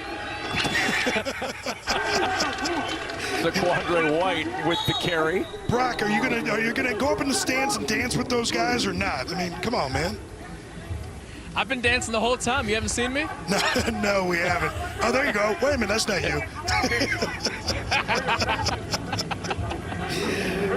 But you know, he made a good point. You know, you're not going to take a lot of deep shots, and you know, this is 2nd week in a row. DC just hasn't run many plays. Only 44 plays a week ago, 29 so far tonight.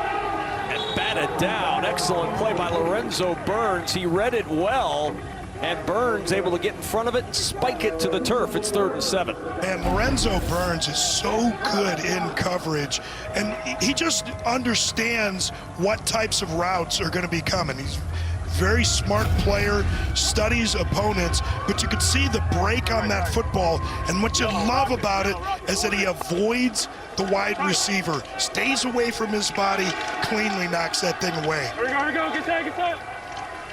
Ready? There go. 3rd down and 7. Ta'amu. Pocket collapsing, he can run, and Ta'amu short of the 1st down. DeMarcus Gates with the tackle. 4th down, and the defenders unable to cash in. They'll punt it away. Yeah, and it was number 47, DeMarcus Gates, that was in the sack, in that sack race. So you can see him coming up right here. Nice sound tackle. Now, I don't love putting your head down like that, going in for a tackle. It's a little bit dangerous, but he does get Jordan Ta'amu down.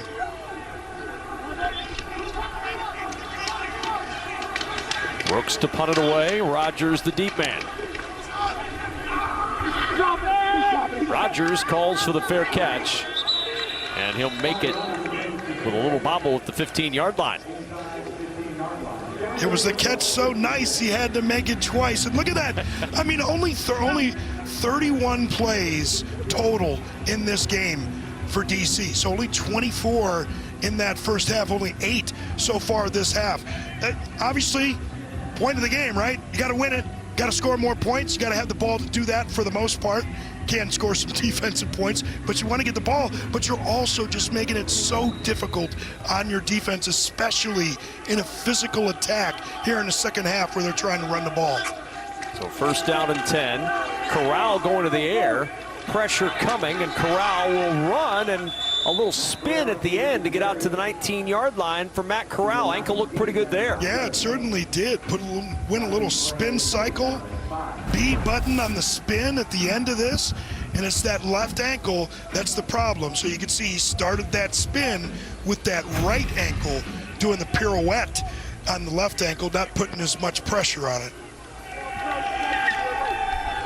But if you can get 5 yards on the ground on first down on a rainy night with the lead, Skip Holtz is not going to turn that down.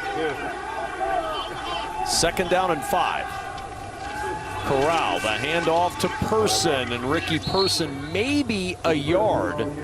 Niles Scott, all 320 pounds of him there to lean on Ricky Person. Atlanta. 15 safe. Rob, Atlanta, 15 safe.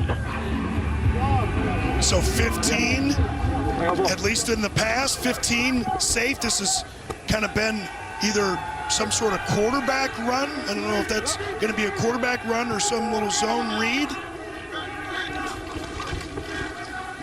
3rd and 4, quick slant, deflected away and incomplete. He wanted Benjamin Victor. The coverage was there for Manthula Kelly, and it's 4th down. Nice job by Kelly on the outside, anticipating. They're in that tight man coverage, and out from Benjamin Victor, coming from that #1 outside position, breaks in hard. Hands maybe a little bit early there from Kelly. DC. Remember, no super challenge for Birmingham. They used their super challenge in the first half. They cannot challenge to get a pass interference call. Great point. From the 42-yard line. Into Stallions territory, an excellent field position for the defenders with 1:01 to go in the 3rd. They forced back-to-back 3-and-outs from the Stallions. The defenders' defense doing its job. Can the offense get it clicking late here in the 3rd? Well, there's no quit in this team, and you know this is what you would expect from Reggie Barlow and his tenure with the defenders. They've won 12 games. 9 of those games have been comeback wins. Certainly, they've got the Stallions right where they want them, down 8 with a minute left in the 3rd. 2nd start in Birmingham territory for the defenders. From the 45, Ta'amu open over the middle, breaking a tackle. Harmon on the run, all the way for a defender touchdown.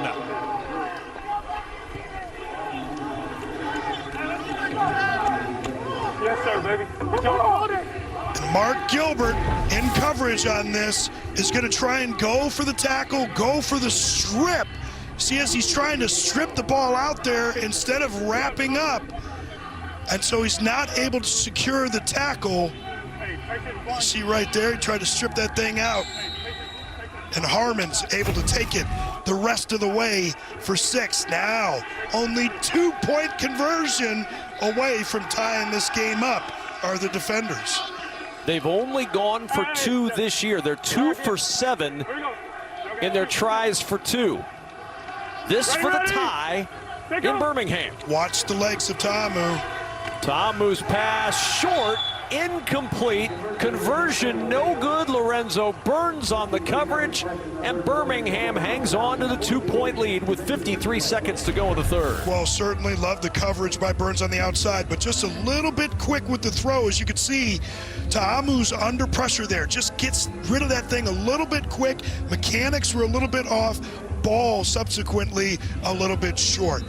That's the primary source of inconsistency from an accuracy standpoint for quarterbacks when they get a little bit off with their mechanics, with their feet in particular. Again, easy for us to say up here, don't you want me? Are you kidding me? Now, this is what a great 80s night this is. And Dean Blandino's the only other person that's as excited as I am. I know you're excited too, but he's like otherworldly excited like I am about this.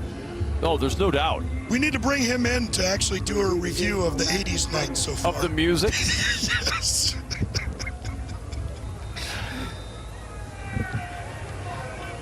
You guys need a hot tub time machine. You could go back and enjoy it all over again.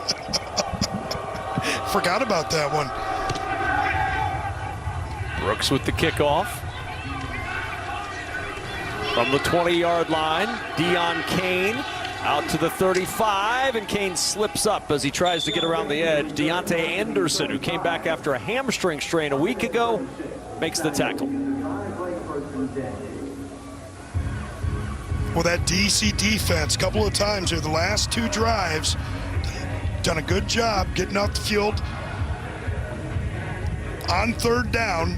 Even on that last one, maybe a questionable no call on the interference. We'll see what that DC defense can do this time, and if Birmingham can get that offense cranked back up. Back-to-back 3 and outs. The lead is 2 late in the 3rd. Corral flushed on the run and chased out of bounds. Brock Vereen is on the sidelines with the opposing quarterback, Jordan Ta'amu. That's right, Kevin. Jordan, what did you see there? What a throw. It's RPO read. I saw that safety come down, try to, be a run player, and then just threw it right behind him. Calvin made a great job making a miss and scoring. Have you ever had to deal with a weather delay like you've dealt with today? I dealt with it once in college, but nothing like this. Good luck to you the rest of the way, guys.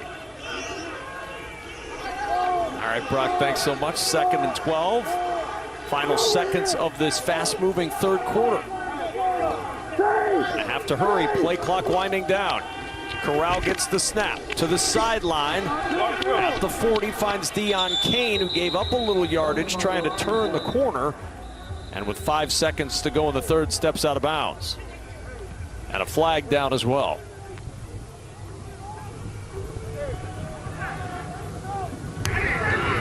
Holding. Offense. Number 76. 10-yard penalty. That's Darius Harper, the former Miami of Ohio basketball player, who then went on to play football at Cincinnati. Remember, with all of the changes that we have on that offensive line this week, that's the reason he's in there at that left guard spot. Christian DeLauro is out injured, and it actually had been Matt Caskey who had been in there at that left tackle spot. And that takes us to the end of the 3rd quarter. Birmingham and DC locked up in a good one in the rain.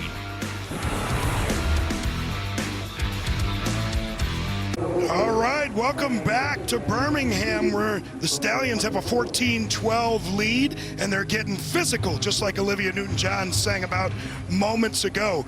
We've been reviewing some of the 80s music tonight. Let's get a review from Hollis, Queens, or from Queens, New York, Dean Blandino. Same as Run DMC, right, Dean? That's right. That's right. Christmas in Hollis, my hometown, Queens, New York. But I've been listening to you talk about the 80s music in the stadium, and I'm loving it. During the break, we were listening. We had Here Comes the Rain Again by the Eurythmics, went a little 90s with Lightning Crashes by Live. So we were kind of feeling the vibe, with the whole delay. I'm glad that you're liking that. Now we're going to find out if the Stallions can stand the rain, like New Edition sang. Am I right? There you go. There you go. Do I get to talk now? Oh yeah, that's right. There's a game I going forgot. on. This is your broadcast. Yeah, there's football happening here. Wow, 3rd and 22, ideal situation. You don't have a lot of 3rd and 22 calls, and that holding call, just an absolute killer in a situation like this, only up 2. They'll set up the screen, and Marable blown up on the play by Anthony Hines III. We have called his name a lot tonight. The former Texas A&M Aggie making play after play for this Defenders defense. Yeah, and again, talking about Greg Williams and his approach this week, we spoke to him. He said, this is one of those kind of weeks everybody got chewed out. And he was like, we're going to find out who wants to retire, who wants to show up and play. They're down 14-12 in this game. It's not because of that Defender defense. They've shown up all day. And a timeout before the punt called by DC. DC.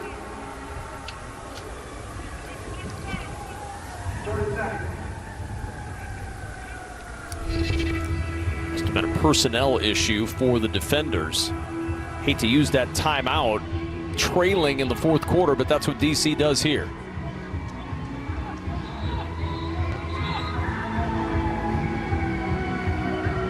Looks like the rain is calming down a little bit too. Of course, Brock's a better person to talk to about that. Very easy for us to say in a dry broadcast booth. Yeah, it's still raining. Yeah, it looks like we got the little air quote that you couldn't see there. Again, you have to watch snaps in situations like this. Wet ball on the snap and punter handling it. And Wadman had that one go off the side of his foot. And that could be a wet ball situation as he shanks this one out of bounds at the 45-yard line. DC with great field position, down just 2. Down 2 in the fourth, but after an 18-yard punt, they'll start off near the 40-yard line on first down. And Tom, who wants to go up top, he's got a man open, and he just overshot a wide open receiver. I mean, nobody anywhere near Vincent Smith. Boy, it's a shame, too. You see, Vincent Smith, we talked about this, those double moves in situations like this. That is exactly what you want. You've got the single high safety, and you could see right there. You know that you're not going to get another chance at that. Fred Geist, like, oh, come on, we had it dialed up perfectly. Jordan looked off the safety perfectly, just couldn't make the throw. On 2nd and 10, Zaquandre White, nothing doing. Kiava Tazzino once more. Well, we've been calling Tazzino's name all night long, both in coverage, as you can see right here, just wide open in that middle of the offensive line. You've just got to be able to do a correct numbers count with that offensive line. You have to know where you need to work on that second level to keep those run-throughs from occurring. Here we go, here we go. And that's bringing extra bodies into the box because of the wet conditions. 3rd and 12. Tom, who jumps the pass out to the 30-yard line, and it is caught. A leaping grab by Kelvin Harmon. What a throw and what a catch. We saw Harmon on the touchdown earlier, gets those eyes around and really bodies. It's like a basketball player jumping up for a rebound, using that body, making sure the defender can't get in there, even with his arms, pulling out his arms. Get the interference on that one. That's and one right there. On first down, play fake. Tom, who sets, throws, incomplete. Boy, dangerous pass. 2 Stallions in the area as he tried to fit it in to Alex Ellis. Oh man, Gates jumped out of that sack and almost jumped up to get that ball. And Tom, who had a little bit of pressure in his face, but again, that's what happens. You know, get a little bit quick with that delivery, not confirming coverage. Want to take a shot for his big tight end, Ellis. Lucky that one wasn't going the other way. 2nd down and 10. The rain has stopped for the moment. Ready. DC trying to take advantage of some dry weather, and the pass incomplete. Kiki QT looking for a flag, and he got one. The ball was tipped. The ball was tipped. It's going to be on Pass interference. Defense. Number 19. The ball be placed at the spot of the foul. First down. Stallions claiming it was tipped. I'm not sure. It was a linebacker that had a chance to tip that one. But you can see what the defenders, what the Stallions are doing here defensively, getting a lot of bodies up into the box. And they talk about their defensive versatility. Both of their safeties can play free or play strong, get down in that box to add to the number count, to account for the run game. It leaves opportunities on the outside, especially with those run-pass option plays. Sounds like replay has stopped this to look for that tip that the Stallions were claiming was there. See, JoJo Tillery, I think, might have had a chance at this one. Water off! Water off! Water off! Water I off! didn't see the ball flight change. We're going to let it stand. Can't tell. Not definitive. Yeah, normally. Video review, the play stance is called. Well, of course they're going to say it was tips, like when they point in the other direction if there's a potential fumble, right? Like they're going to say it, but you know you could see Dean and the crew let that thing stand. You didn't see the ball flight change. You certainly couldn't tell definitively that the ball was tipped. So the penalty stands, and it's first down at the 22-yard line.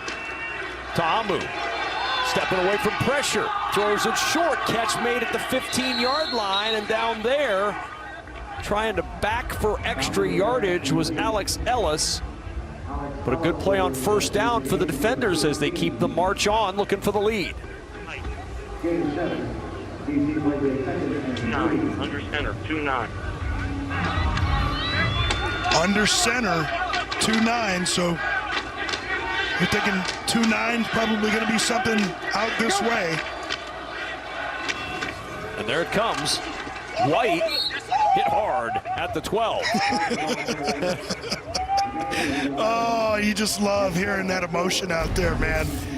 You know, guys coming up, making that stop, and, you know, you break through on a play like that, and you can't do anything but get back up, walk back to the huddle, say, that's okay. I got more carries in me. Under 10 to play in this one. Here we go. 14-12 Birmingham. Ready? Back go. White spins, trying to get to the edge, and he cannot do it. Kenny Robinson says no chance of turning that corner. And then a piggyback ride.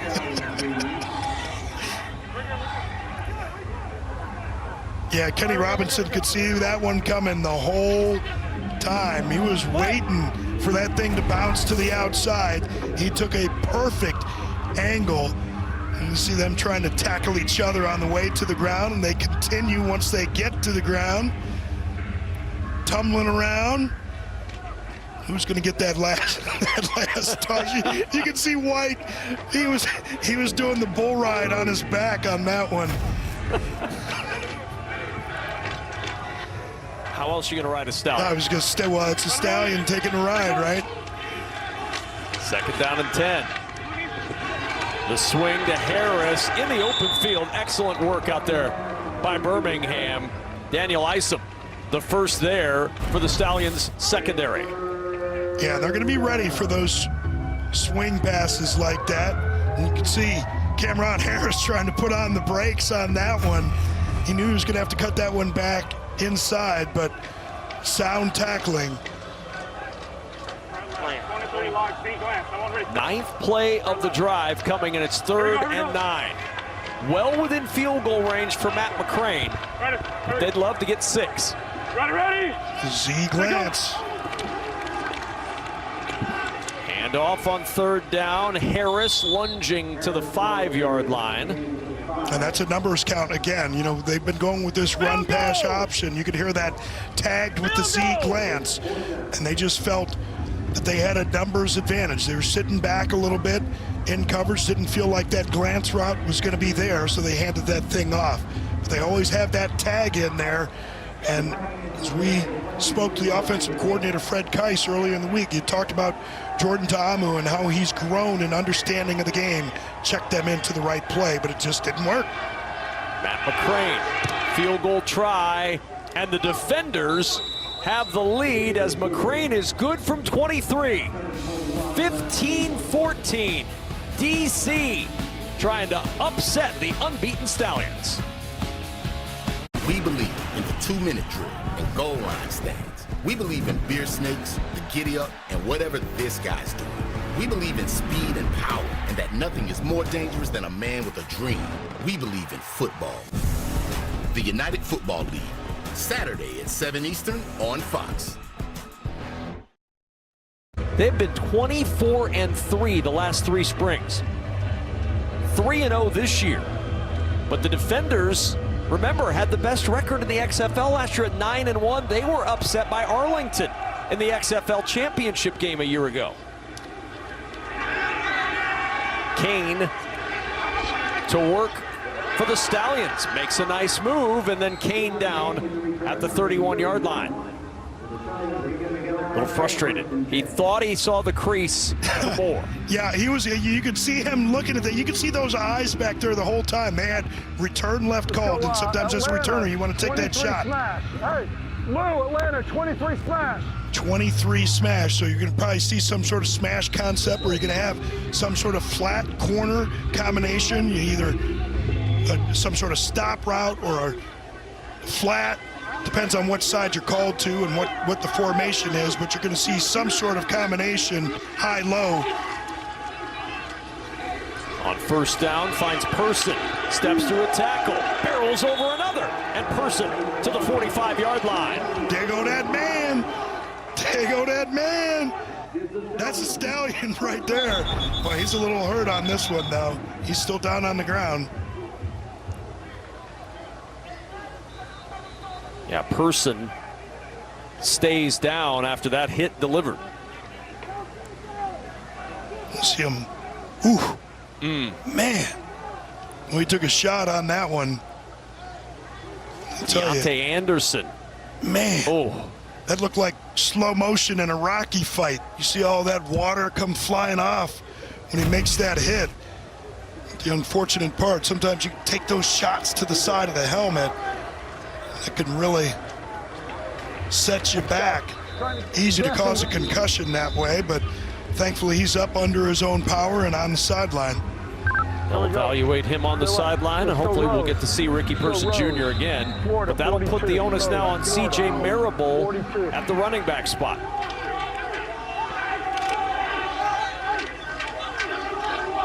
At 524 yards rushing for the Stallions last year, 401 yards in 2022.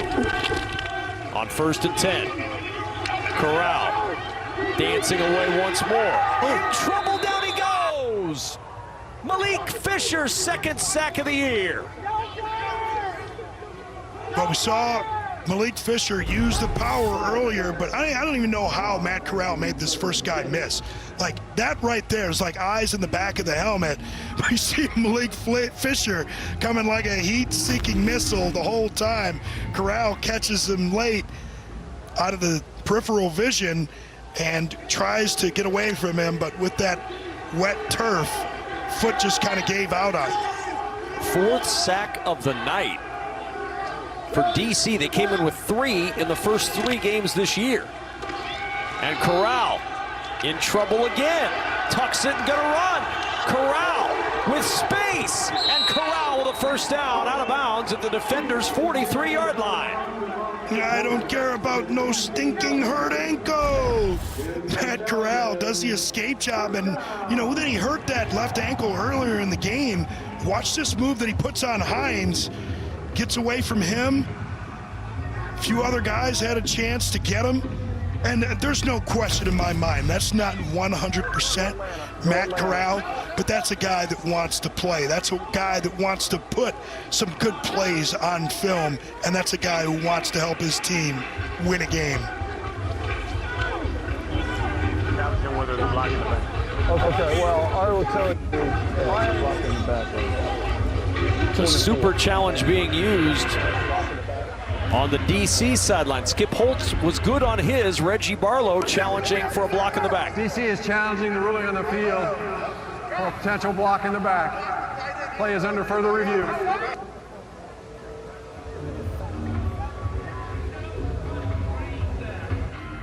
Don't look at our shit.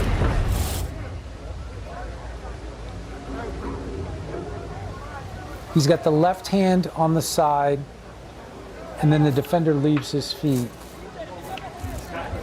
Yeah. If he had him in his back, he hit his hand right here, man. That's a block in the back. ICAM doesn't give me, I can see the left hand on the side, and he turns. Jeff, we're gonna let it stand. We're gonna let it stand. Contact initially on the side. Thank you, Dean. We confirmed that. That's what we told him as well. Yep. After video review, the ruling on the field stands. Well, I think that's a good call. And although it looks like the arms are going out, the defender had already started. Well, Hey guys, listen, play defender, football. not Play football. Play football. the DC defender, but the defender on the play, had already started to go for the tackle, and it wasn't the block that caused him to move forward.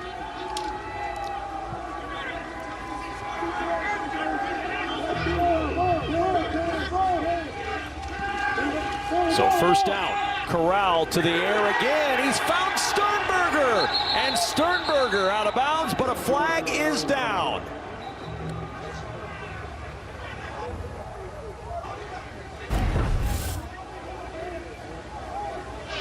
Sorry, I lost the number just that quick. Dean, I have holding on the defense. I'll decline it's going to be holding on the defense.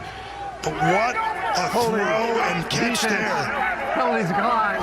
Results of the play. First down.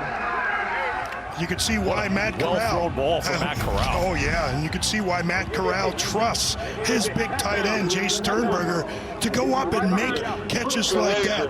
What a luxury to have a guy at tight end that could go up and get a ball like that, arms fully extended. Fourth red zone visit tonight for the Stallions. 2 fumbles and a field goal on their first 3 trips. Can they cash in here? First down from the 16. Corral hit as he throws, and the pass incomplete. He wanted Sternberger again, but he got jackknifed as he threw that football. Yeah, he certainly did. Greg Williams brought in a little loop stunt. Personal foul. Roughing the quarterback. Defense, number 50. 15-yard. First down. And that's Derek Roberson called for roughing the passer. Yeah, and Roberson broke free because he was lined up on the offensive right. I don't know about roughing the passer on that one. Didn't look like he landed with the body weight on him. Looked like the ball. There you go. Second down. After video review, there is no foul for roughing the passer. Second down. Well, I agree with that one, but I love the call there from Greg Williams. They don't bring Roberson straight off of the offensive right side. You loop him back to the middle, especially with an offensive line for Birmingham that's had those kind of changes. That's the toughest thing to do for linemen to do, is get on the same page, see things the same way. To be able to pass those blocks off live, sometimes in a game like this, very difficult. On 2nd and 10 from the 16. Corral slings it, dropped by Deion Kane. Oh, you do not see that very often. The UFL receiving yards leader entering play tonight. Just couldn't pull it in. Yeah, and this is what happens when he does miss, though, is that he allows the ball to get into his body. You can see him try and use his shoulder pads to make that catch, and that becomes that much more difficult when you have wet conditions. But what happens in general, though, when the ball just goes straight into the pads are hard. It's going to bounce. And so the thing just bounced off there, didn't have his hands in position to pull that thing in. 3rd down and 10.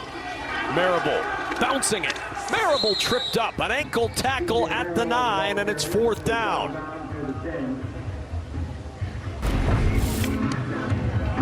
Decision time here. They're going to kick it.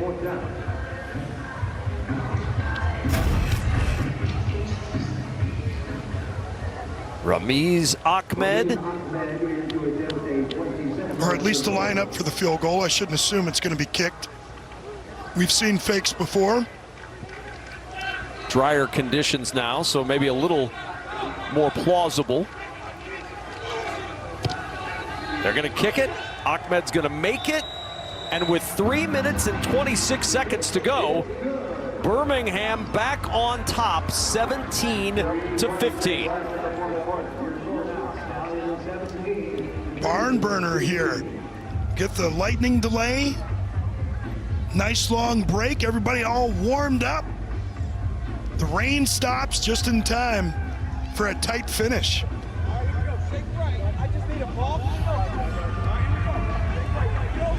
17-15 Birmingham, 3:26 to go, 2 timeouts left for DC in the 2-minute warning.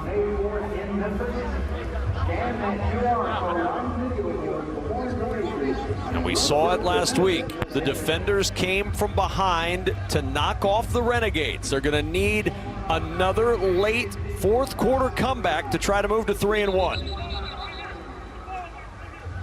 Stallions with an 8-play, 60-yard drive to get that field goal. Took 4:15 off the clock.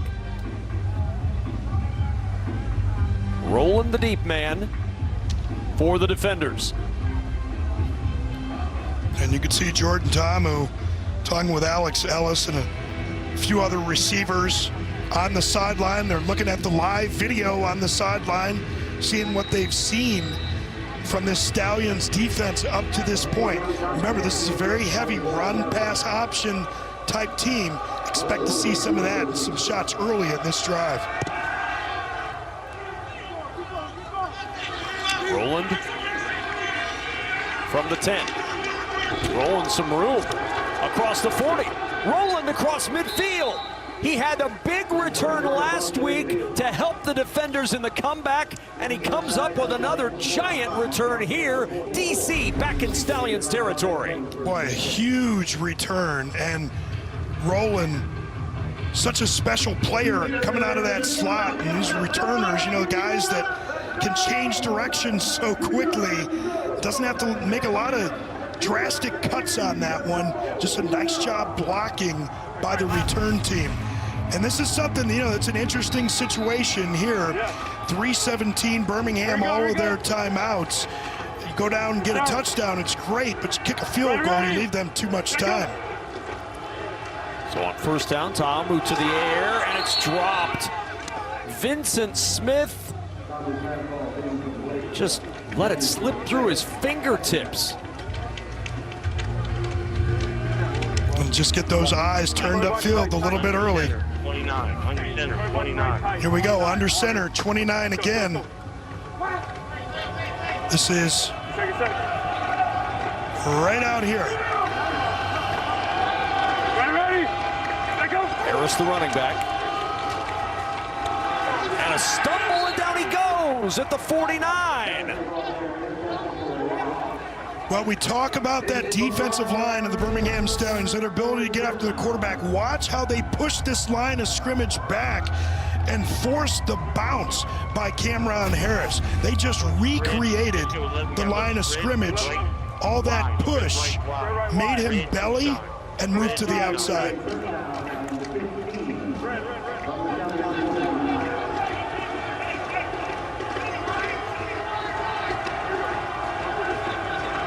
Don't need it all here. 3rd and 14. Tamu to the air. It's caught. Kelvin Harmon delivers at the 30-yard line of Birmingham. Wow, eerily similar to the 4th and 12 that they converted a week ago in lieu of the onside kick. And the defenders are in business. Down 2 right now. 2 minutes to go. First down. The Stallions have a 10-game winning streak on the line. They have not lost since May 13th of 2023, back in the USFL against Houston. Tonight in the UFL, their 3-0 start and their perfect record in jeopardy as DC is driving with 2 minutes and 1 timeout left. Ready? Go. Up the middle, Zaquandre White to the 27. What's your strategy here if you're Reggie Barlow, Robert Smith, leaning in on the chance to win this with a field goal? Yeah, I mean, for me, you want to try and get some early yardage in that run game and maybe pop one. You get a first down and you put Birmingham in a really tough spot.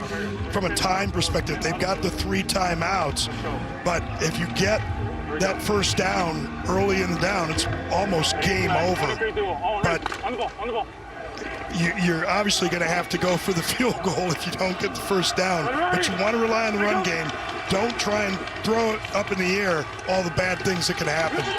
Zaquandre White down at the 24. Timeout will be used by Birmingham. Their first called timeout. Now Matt McCrane knows all about the clutch kick. Last week, delivered in a big way for the DC defenders. The game winner for DC in their comeback 29-28 win over Arlington. Anytime you can ride off on the shoulders of your teammates, it's a good day, and for Matt McCrane, that was one of the best. 8 for 8 entering play tonight, 1 for 1 tonight. He'll put that perfect foot on the line if they can't get the first down here on 3rd and 4. Hey, we're going to start flex. I'm going to go under center, Alaska. Alaska, flex left. Alaska, ready. Let's go, let's go, let's go. Let's go, get a second. Try and get something on the edge with Jordan Tamu, give him an opportunity to run or pass. Trying to get movement up front, and then there was movement on the side of the defenders. Stallions jumped but got back. Yeah, that was interesting because he put his hand out late. 70 white. Oh my goodness. Ball start. Offense, number 70. 5-yard penalty. 3rd down. Well, you called it perfectly, partner, because the the Stallions defender jumps off, but then gets back. And then Durant sticks that hand out. A little too late then. You get the false start. Now you go 3rd and 9. Dangerous situation here. Don't drive that ball downfield unless you absolutely think it's going to get home. Tamu gonna keep it himself. Tamu up the middle. Oh, what a stick laid on him by JoJo Tillery. Short of the first down. Birmingham will use a timeout with 1:08 to play in the 4th. Wow, Tillery comes up and makes Tamu pay for this one, but he gets him before he gets into the slide. Clean hit. That's just playing some good hard-nosed football right there. And this is a situation that we talked about when the drive began. Because of the time left in this game, you knew that they were going to have an opportunity. If they score a touchdown, you're in much better shape. But now they're going to be in a situation going for a field goal. They could get the field goal, but because Birmingham had those timeouts, they're going to have an opportunity to go and kick a field goal for the win. First things first, Matt McCrane, perfect on the year, will line this one up from 39. Right in the middle of the field. Good snap and hold. The kick by McCrane is good. And DC has the slimmest of leads. 18-17. 1:04 to go. You don't get to carry him off yet, but just a little lift for Matt McCrane. Boy, McCrane's been banging him this year, man. We saw some players from the spring get into the NFL a year ago. A couple of these guys are going to be getting some looks. McCrane's probably going to be one of them. But game's not over. Birmingham's got their chance now. Got a timeout left. 1:04. Is there any magic left in Magic City? Yeah. Corral and the Stallions trying to gallop away with a late win. Down 1 with 64 seconds to play at home, trying to remain perfect in the UFL. And Brooks, do not kick this ball out of bounds. So if you're Birmingham, you get your best return set up in a situation like this. We saw Kane try and go off the backside on that last one. You know, maybe stay with the blocking scheme on this one. Stay front side because you know DC can't afford to kick it out of bounds. Give you the ball at the 50. Boy, he thought he had it on that last return too. He was so frustrated.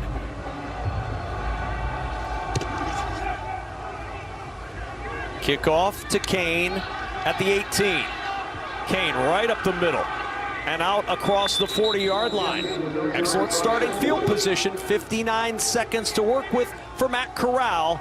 1 timeout left as well. That's what I'm thinking here. All right, let's go Rob Free.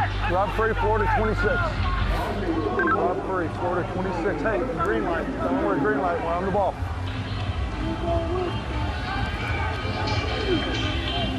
Ramiz Ahmed signed this week. An injury to kicker Chris Blewett. Ahmed's been good tonight. They may put it on his right leg one more time. Corral on first down, over the middle, finds Kane into defender territory at the 49. It's a first down. Here we go. Let's go wide. 25. Let's go 25. 24. 24. 45 seconds and counting. First down and 10 at the 49. Corral down the sideline, caught and tossed out of bounds. Amari Rogers with the grab. Boy, exactly what you want right there. And, you know, defenders so many times are told, protect the sideline, allow that ball to get in there and get them out of bounds to stop the clock. Perfect situation for the Stallions. Still have the one timeout, Robert, so the whole field's open for this team. They called him inbounds stopping, so the clock is running. They said he did not get out of bounds.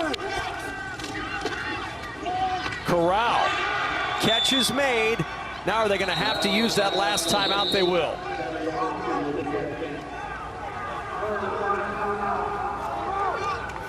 Hey! 17 seconds to go, and now Birmingham out of timeouts. He signals he was out of bounds. Skip Holt's still upset that the clock ran before, after the catch by Rogers. Somebody tells me that, and I saw this. I'm telling you, if he said it, we got it to your side and I got it to you. I was telling the quarterback. It was not to me when we were in the huddle, but I told my guys to rack it because... Oh, yeah, that right knee goes down when he's inbounds. 17 seconds, that's 19 seconds now. So it is two, yeah, he just said it right there. You have no timeouts left, but with 19 seconds, you can complete a pass over the middle. Here we go, let's go, Rob. And go up and kill the ball. So you have the whole field. If you don't get another yard, it's a 45-yard try for Ramiz Ahmed. Second down and 3. Pressure look. We'll see what they do. I bet they're going to drop some of these guys out into coverage. They do indeed. Rush just 3. Inbounds, almost intercepted. Oh my goodness, Michael Joseph nearly pried it away. Birmingham with a huge exhale. Oh, Michael Joseph, look at him come up to take a shot. But he does a perfect job getting that hand in there to make sure that Rogers has no opportunity to touch that ball. And Michael Joseph probably makes that interception if he gets that right arm over and in front. 3rd and 3, 15 seconds to play, no timeouts. Birmingham down 1. Corral airs it out, down the sideline, off the hands of Kevin Austin Jr. in the end zone. Boy, I can't tell. 9 seconds to go. I can't tell if Conley got a hand up in there, but you're right. Austin, a little bit of hand fighting, and you can tell Conley's watching those eyes the whole way. He sees what Conley's doing, and yep, just bounced right off of him. Oh, got to get those hands up to catch that thing cleanly. We saw it before with Deion Kane with that ball bouncing off of his shoulder pads. You try and catch that ball on your shoulder pads, especially on deep throws, that thing's going to be coming in so hot, it's going to bounce out so fast, you almost have no chance to get those hands in there in time. So officially it's going to be a 46-yard try for Ramiz Ahmed, signed this week after the injury to Blewett. Kicked for the Maulers in the USFL in 2022, hit a 61-yard field goal for Pittsburgh. At Nevada, his career long was 50, but he was 1 for 4 on kicks of 50-plus. This is 46 for the lead for Birmingham. It's what kicker dreams are made of. Got to watch the snap. Still a little wet. Good snap, good hold. Perfect. Ahmed's kick is right down the middle. And Birmingham leads with 4 seconds to play.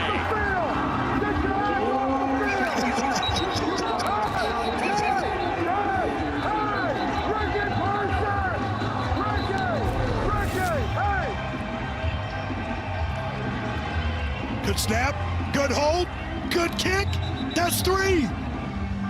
They got the pyramid of shirtless folks in the end zone, ready to catch it. And Skip Holtz fired up for about 2 seconds, and then they said, get off the field. We've got 4 seconds to play. And how about Ramiz Ahmed? Welcome to Birmingham. 20-18 Stallions with 4 seconds to play.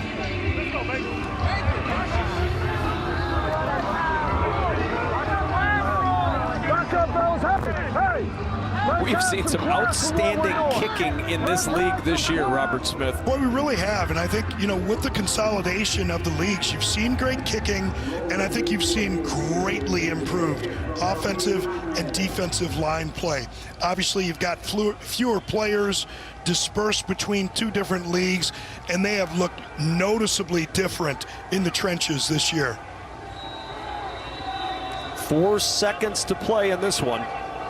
Ahmed will kick off.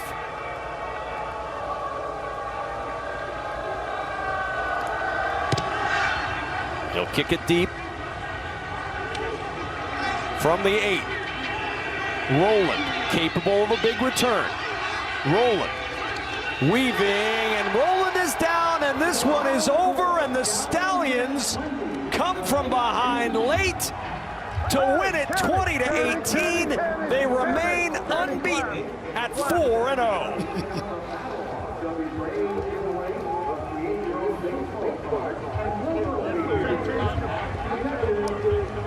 And Matt Corral gets the start this week. They withstand an hour 26 lightning delay, and the Stallions get the win and are now 4-0 on the season. Well, I love the fight that I saw from Reggie Barlow and this DC Defender team today. Struggled to move the ball in that first half, but stayed in it, as they've done so many times. 9 of the 12 wins under Reggie Barlow have been come from behind wins. Almost set it up perfectly, just left a little bit too much time for this Birmingham Stallion offense and team to do what it needed to do to secure the victory. And Ramiz Ahmed, the hero of the night, is with Brock Vereen. Ramiz, you were signed to this team just a couple days ago, and you make the game-winning kick to preserve this team's undefeated season and double-digit win streak. So how was this week for you? I mean, a long week, but it was great, man. I'm just happy to get the opportunity, and you know, you think about that moment all the time, and you visualize it, and so you're ready for it, and it felt really good. So it was a great week, great week. What's going through your mind as that ball snapped? I mean, I just have my process, you know. Before every kick, you know, you bring yourself level, and you just trust the process that you've honed in. I've honed my craft for a long time, you know, so yeah, just my process, that's all I say. Fantastic game tonight. Congrats, man. Thank you. Appreciate it. Guys. 4 made field goals, and Matt Corral engineers the game-winning drive. We'll be back with more from Birmingham right after this.